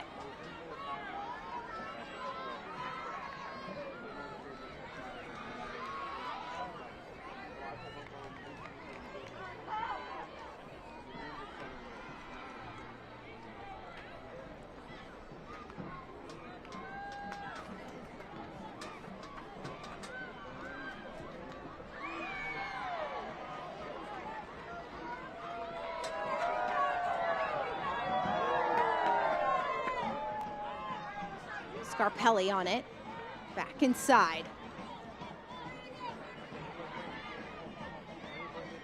Kroger goes back. Every Wednesday, listen to USL Super League Game Week, a deep dive into all things Super League with host myself and my co-host Marion Crowder. Follow along all season on SiriusXM app. Now you're listening. I'll see you there. I'll see you there. I'll see you there. See you whenever we record. On Tuesdays. That's right. We had a really fun interview with Jorian Balcom earlier this week. Ball played inside. Nothing that'll test Martinez. Balcom really delivered with her outfit of the week. That was the conversation on Game Week this weekend. What do you give it? 1 out of 10? Because, so she had 2 hidden gems in there that played, one of them played respect to Alex Morgan's retirement. Correct. A wonderful accessory, soccer ball bag, a little bit different than Alex Morgan's, but that gets major points because she gave respect to arguably the GOAT, right? And then the second piece, which you're going to have to zoom in on, was actually, it was Friday the 13th, and she had a skull necklace on. Exactly. Ooh, she paying tribute to Friday the 13th and perhaps trying to have some good luck. Very nuanced outfit. So because of all of that, I'm going to go 10 out of 10. 10 out of 10. And if you didn't see Jorian Balcom's outfit, you got to check it out on DC Power's Instagram and USL Super League. A lot of cool game day fits on social media this week. A couple substitutions made. Rosette will come off the field, and it'll be Pickard. Sasha Pickard will come on for Brooklyn. I like the sub. Rosette really had an excellent shift, put in a lot of work, and now it's really about managing legs. We've talked about the fatigue factor, right? You still have to stretch the legs of the players, get them to that 90-minute mark. Sasha Pickard, a player who can finish this game out quite strongly. Pickard will come on, so will Carolyn Priestley. She will take off Hope Breslin in the midfield. Priestley spent 3 years at University of Alabama, Birmingham. This will be her 2nd match of the season. A little bit of confusion. Brooklyn FC not really set defensively. Bryan, and that pass will go out of bounds.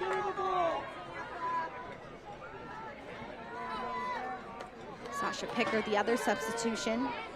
Her senior year at Alabama set program records for minutes played, 100 appearances, 86 starts. Pickard, a really nice piece to Brooklyn just because of her consistency and her experience. Ball up top to George. Oh, a little bit of a detail Tampa can't fix. It'll be a corner kick for Brooklyn. Coming out, number 12. Wow, really uncharacteristic from Tampa Bay. Some of these just small details and small errors that is putting them in this position. We've said that a good bit, Yeah. right? Just a theme of some uncharacteristic decisions, some uncharacteristic touches on the ball. It's important for us to remember that there is growing pains everywhere. One of them being you're adjusting to a brand new schedule, right? And there's going to be some growing pains when we get into that 4th, 5th match week. Garziano in the box. Across everyone, nobody will get a touch. It will go out for a goal kick. Coach Schulte Brown said that the match against Lexington saw such good form from her side. This match against Brooklyn, a lot of the details aren't there, and that's the season, right? Yeah. There's a lot of ebbs and flows, especially at the beginning of a brand new team. You're gonna see games where teams are really clicking and individuals are clicking, and games where maybe the right partnership isn't quite there yet.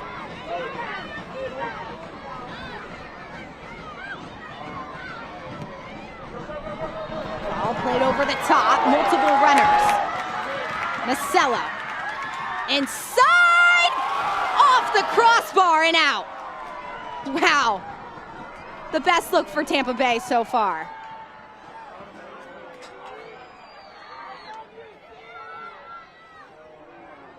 Brooklyn FC trying to play out of danger. They will do so. Nice flick around. It's Pluck getting forward. Pluck with space. Out wide is Cox. She'll stay with it. Kroger from distance. That'll sail wide. And Brooklyn doesn't get a good opportunity, but let's take a look at that last Tampa chance. I like this from Tampa Bay. Sydney Nasello has been threatening in behind all game. Why not just let her run? She's speedy, she's quick, and the timing of that delivery near perfect. And one of those moments, and Anna, as an attacker, right, you just have to attribute to some nights you don't have the magic. There's still a lot of time left in this one, but hard to believe that it's not equal right now. Giomona takes a shot from distance. Well saved by Martinez to push it over. And Tampa Bay right now, they're taking the opportunities Brooklyn's giving them. This sets up a really nice corner kick. We've called Carly Giamona's name quite a bit and in multiple facets, whether it's getting at players 1v1 in the wide channels, whether it's being a bit more inverted centrally and having goes from distance. The Baldwin Group is the proud presenting sponsor of the Tampa Bay Sun corner kicks. Protect what's possible. Ball inside, Martinez punches it away. Still not out. Good work from Brooke Hendricks to keep that alive, and now we've got some recycled runs on the back post. Nasello into Timrack across. Awkward touch in front of Bryan. She'll keep it in.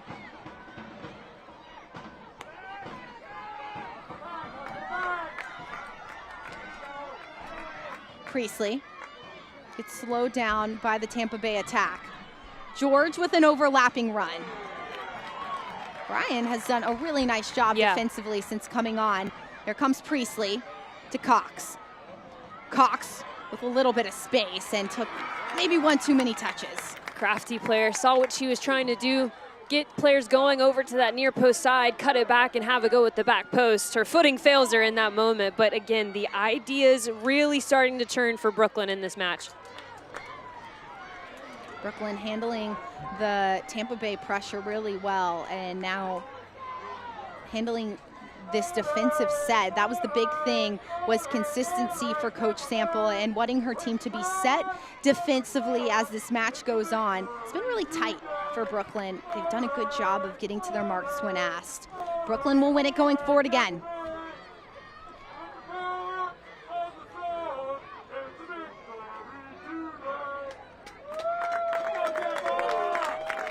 No sense of urgency quite yet from Tampa Bay.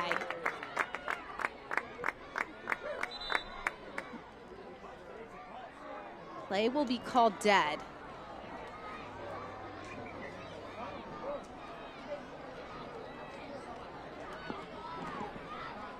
Substitution is being made for Tampa Bay right now. It is going to be Paige Almendares onto the field for Giomona. Giomona, one of those players who really tested Brooklyn a lot and used her pace, her speed to get forward. Just couldn't find the back of the net tonight. A lot of it for Tampa Bay Sun FC has just been the quality in the final third. They're recognizing the available spaces. They're recognizing when to take those shots from distance, recognizing when to go 1v1 in the flanks. But ultimately, we've seen a couple quality chances in the second half, but it's going to have to continue to improve the quality in the final third for Tampa Bay to get an equalizer, because Sydney Martinez, she's been busy. She's been asked a lot of questions, and so far she has answered all of them.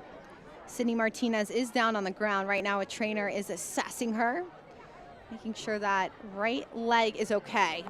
Now this gives an opportunity for players to have a conversation and teams to come together. It's Tampa Bay coming into this game after a really dominant performance. It was a 3-2 win over Lexington. They had so many different goal scorers from so many different places, even their outside backs. And Stade got a goal in that one. And it's been a stalemate for Tampa Bay. Just haven't been able to find that final piece. Conversations being had, and Ashley Orcus has been asked to come up big again for Tampa Bay in goal.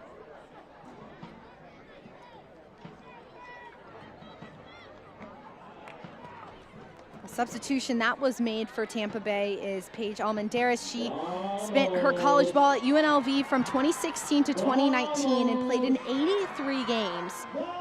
Previously spent time in Portugal, most recently played for Benfica.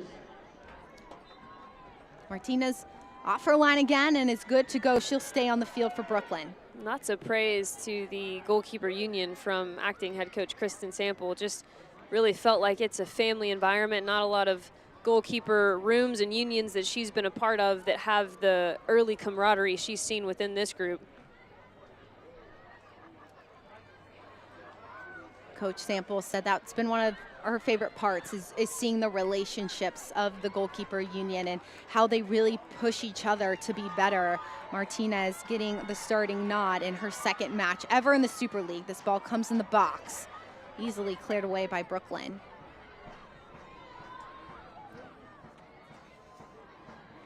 The inaugural USL Super League season has officially begun.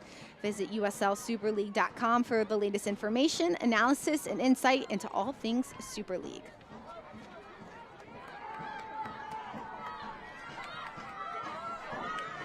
Nacello doing what she does best, dribbling all over the field. Nacello back out wide has Timrak.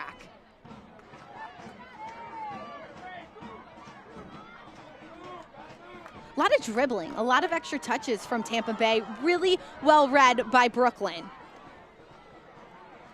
Pluck. On the ball going forward. Cox checking that left shoulder. Instead it goes right. And Anna, lots of touches, extra touches signal two things immediately in my mind. One of them being lack of a decision, right? Not making a decision fast enough. But the one that I think is the case here for Tampa Bay is lack of movement off of the ball, not having options, not having proper channels available. In that last sequence, we only saw a couple of Tampa Bay players even ahead of the ball, and it was a very stagnant right across the 18-yard box, just looking for some type of delivery. It's really hard as a ball carrier to just lop something in when you don't know if there are going to be runs to follow. You're a former forward and been in positions where there's defenders looking for you inside the box. And when a team is doing a really good job defensively, what do you have to do as a forward to find yourself in a spot that can be dangerous? You have to get creative, no doubt about it. But it really is about a me versus you movement, right? Wanting, first of all, it comes from wanting to be involved in the play, wanting to be on the ball. The next part of that is the movement off of the ball, right? If they're going to, you have to give away something. You can't defend everything. So if they're going to drop off on me, right, I'm going to start receiving the ball to my feet. If they're going to play up my back, I'm going to try and get a ball in behind and turn. So it's just about reading what they're giving you. And I would argue that Brooklyn has read what Tampa Bay has given much better than the other way around. A lot of it, too, is the understanding of the defenders of Tampa Bay and the forwards of Tampa Bay, trying to understand the best movement of the forwards. Creativity is extremely important, especially right now with Tampa Bay. Just under 10 minutes to go in regulation time. And there's a fatigue factor as well, right? We talked about this being a new schedule that everybody's getting used to. That means a new training schedule, Monday to Friday. That means new travel for some of these teams. You're getting into the groove of when practice is, when film is, when weights are. All of those things play a factor in. I would actually expect that for most teams starting around match 4, maybe lasting to matches 7 and 8, we're going to see that fatigue factor perhaps come into play as they're adjusting to the schedule. So I'm not surprised that Tampa Bay looks a bit fatigued in this match, but off they go again. Good defensive play by Kelsey Hill. Gets all ball on that one. Ashley Clark slow to get up. This will be a throw-in for Tampa Bay, but Clark does a good, or rather Hill does a good job to slow that effort. Nasello.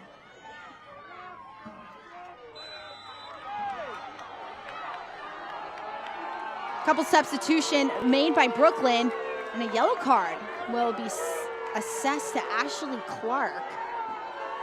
Show having a conversation, and Homa puts it in her book.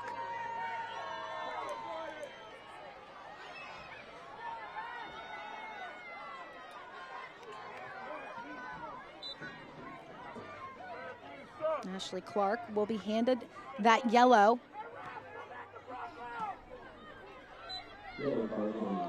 Substitutions made for Brooklyn right before play restarted. Luana Gravias comes onto the field for Mackenzie George, and Emily Yapel comes onto the field for Jess Garziano. Garziano, the goal scorer in the first ever Brooklyn match.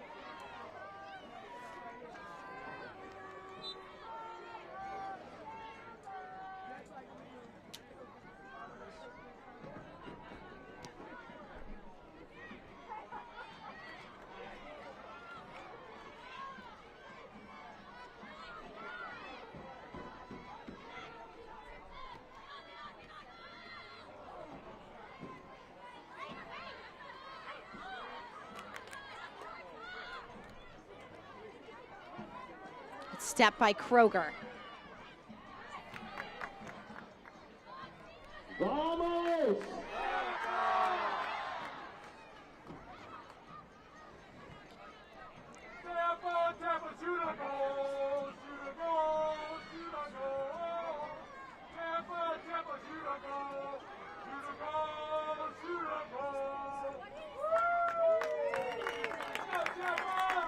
Tampa Bay keeping the ball in their back line, switches the point of attack. Stade getting forward to Bryan. Rather, that's Nasello playing a little bit more in a deeper role at the moment.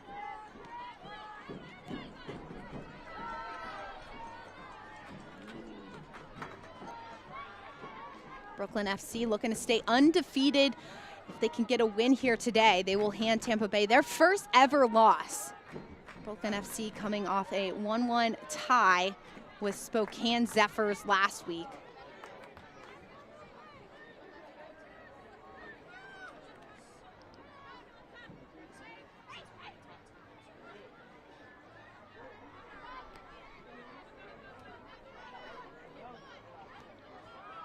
Brooklyn getting a lot of time just to dribble around in that space.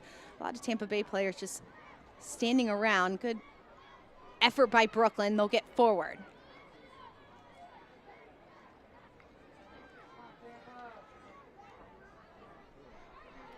One thing that Coach Sample really liked about the last match and heading into this match is there's still a lot of unpredictability around Brooklyn. Only one match underneath their belt. There's been a lot of change, especially change on the fly as to where players are playing. And sometimes the film just isn't helping out the opposition. Sample said that it's not going to be in their favor all season long, obviously, but right now taking advantage of how new Brooklyn is to this league.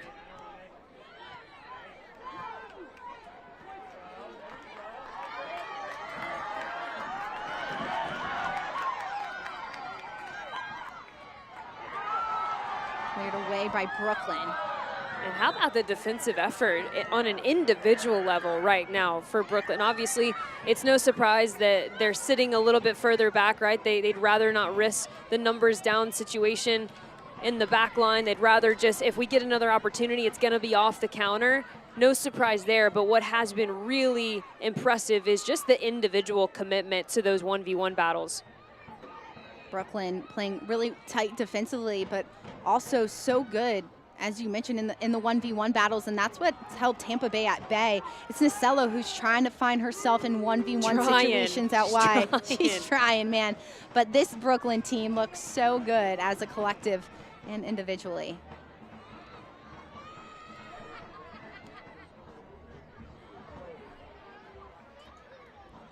Some really fun matches across the league already this weekend. Dallas with a huge win over Lexington, 6-2. And then it was Fort Lauderdale with a big win over DC, 2-0 in DC's new home, the first ever game at Audi Field. All right.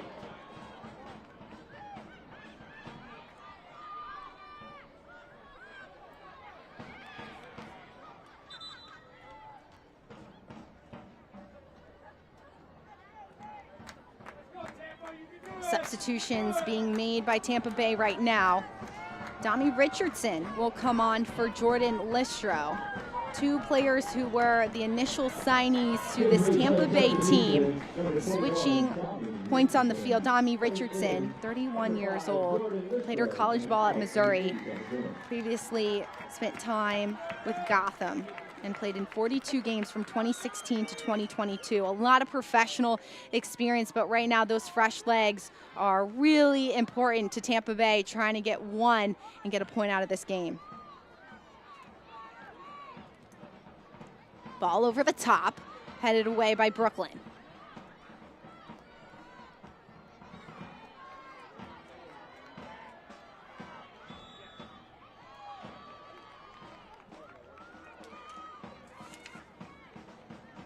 Stay up to date with the USL Super League. Sign up for the Super newsletter. Get news about your favorite team and stories from around the league delivered directly to your inbox weekly.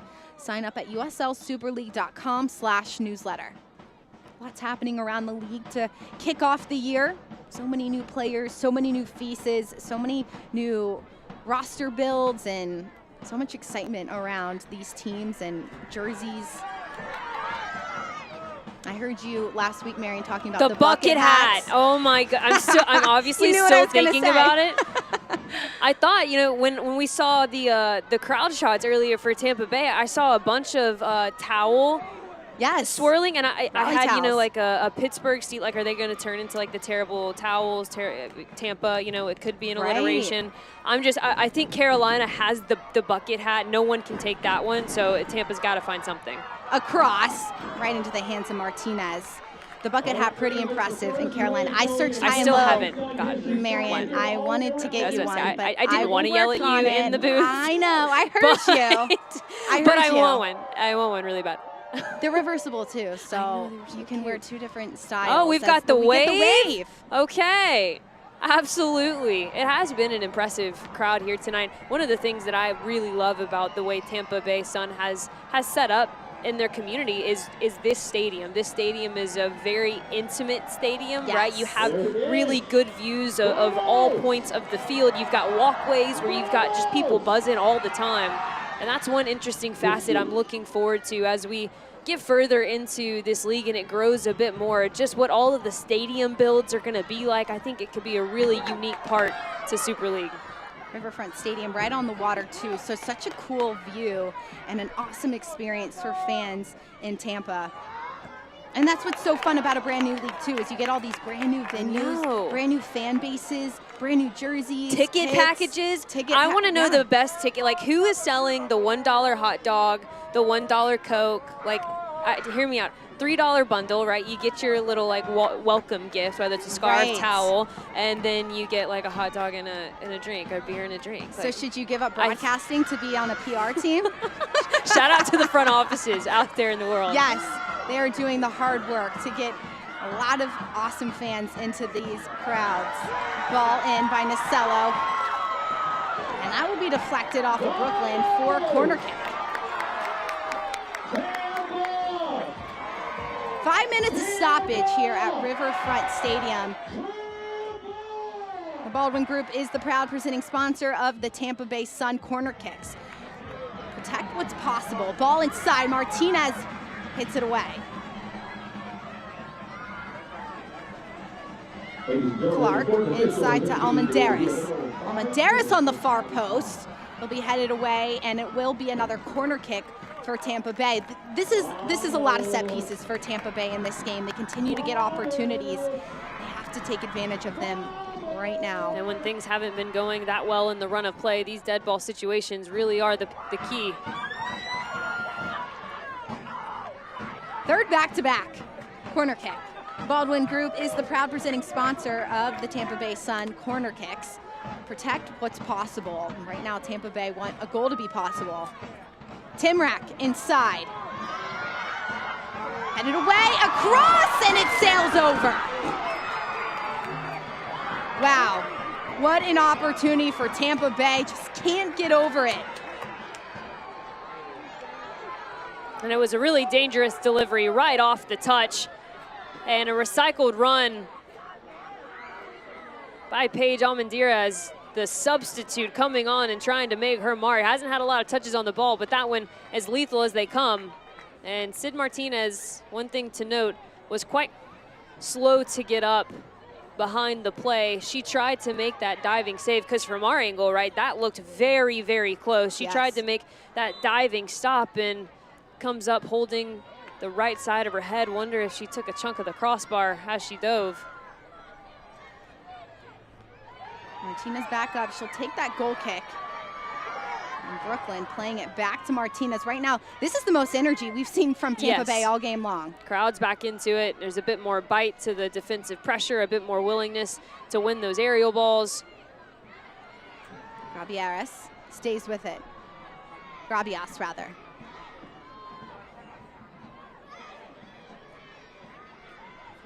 Grabias, a touch across, a little too heavy.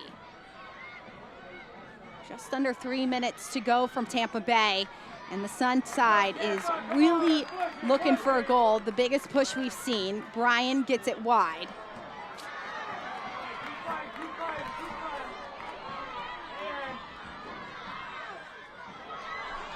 Scarpelli with a heavy touch. Scarpelli across on the ground. Grabias broken up. Off her line is Orcus for the save. A little bit of a hesitation from the goalkeeper. Eventually she'll get there.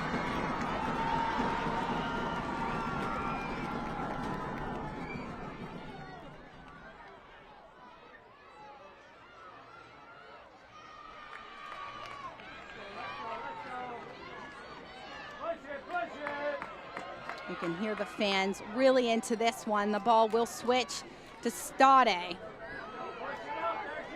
Stade wide. All by herself, out wide across. That's cleared right down the middle.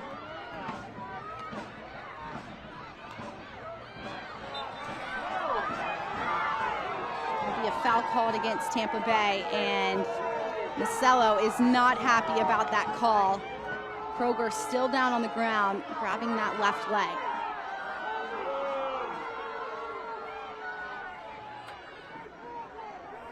Homa walking over to Kroger, making sure everything's okay. The rally towels that Marion wants. Vamos Tampa, what a cool opportunity. It is Hispanic Heritage Night and Tampa Bay's game at Riverfront Stadium. Martinez stretching out Kroger. Kroger has been very good tonight as well for Brooklyn, providing a lot of the structure, a lot of the balance that we talk about, having that within the possession. You can tell she's an intelligent player, and it's been a really good performance. Sam Kroger, fresh out of her college experience, only 23 years old, and slid into that midfield role pretty seamlessly in her second road match in her professional career. Kroger heads it on.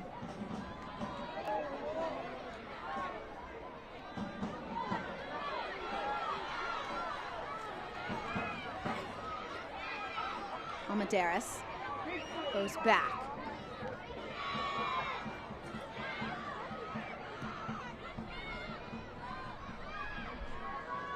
Seconds to go left in this one. Brooklyn with a 1-0 lead over Tampa Bay, all thanks to an Isabel Cox goal.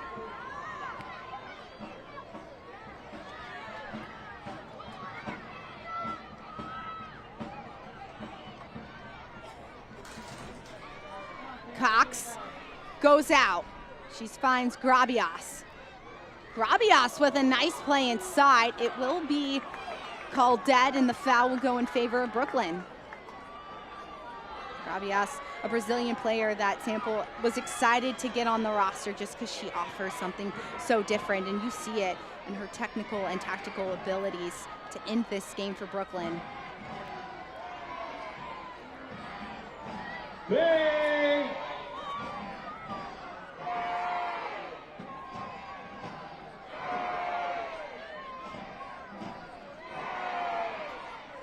Pluck calling players over. Cox standing over this one as well. It will be a yellow card assessed to Brooke Hendricks. 3 yellow cards in this match shown to Tampa Bay players.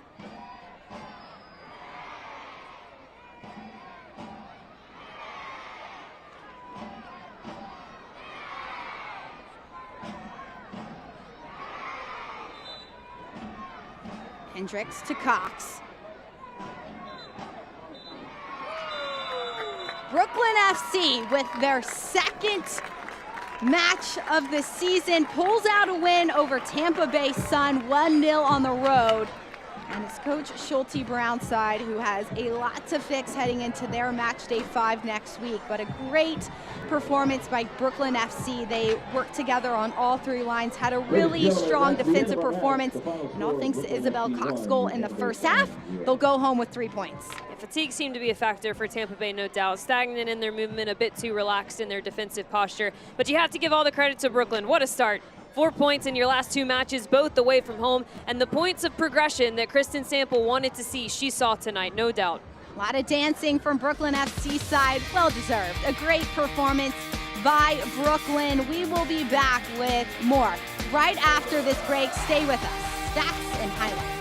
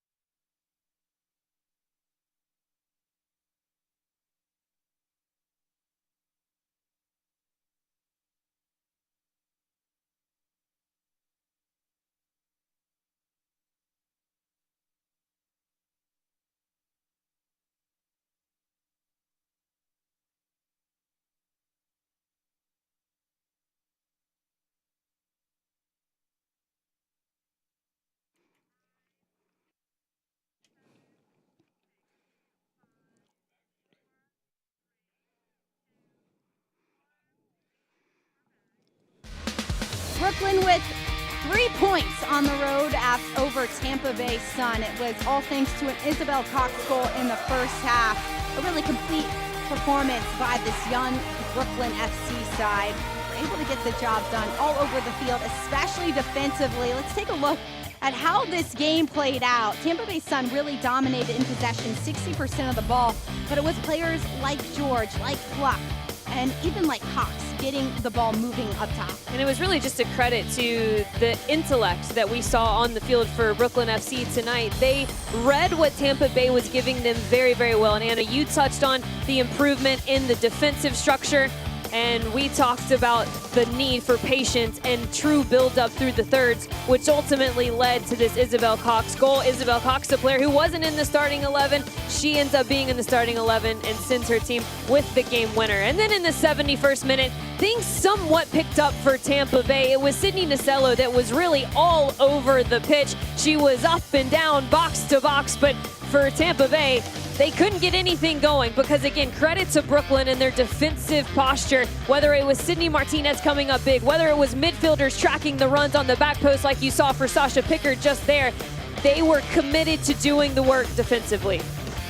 Brooklyn FC's defense so strong, and we're going to bring in one of those Brooklyn FC defenders in Samantha Rosette. Congratulations on the win, Samantha. Your coach asked for your team to play really tight defensively. What do you attribute to your team's ability to keep Tampa Bay's dangerous attack at bay? I think it starts with communication. We were communicating all over the field. Everybody on that field had each other's backs, and it starts with communication from the back line up to the midfield, up to the forward line, and I think we did that really well today. Sam, just take me inside the locker room right now. You get 4 points in your opening 2 matches, both on the road. What an incredible start to your season. Is it just buzzing in there right now? No, it's absolutely buzzing. I think it's just really, it feels so special to get our first win for Brooklyn FC in history. Incredible to get those points on the road. Incredible resilience from the girls, starting the season late and just not taking no for an answer and going out there and doing our thing. Love that. Samantha, this was your last road match before you go home and take on Dallas. How do you take this opportunity in this match against Tampa Bay and apply it to your first home opener? I think we just take the momentum and we run with it. Playing at home is going to be so special. Playing in Brooklyn for the first time ever with this club. So I think we're just going to run with that momentum and build on our confidence and keep going. Thank you, Samantha. So fun talking to you. Congratulations on the win. Thank you. Brooklyn FC with a convincing win over Tampa Bay. It was an exciting one at Riverfront Stadium. However, the home side handed their first loss this season. Well, thank you so much for joining us here tonight. For my entire production crew, for my producer, Maria Ringo, for my analyst, Mary Crowder, I'm Anna Whitty. Until next time, have a great night.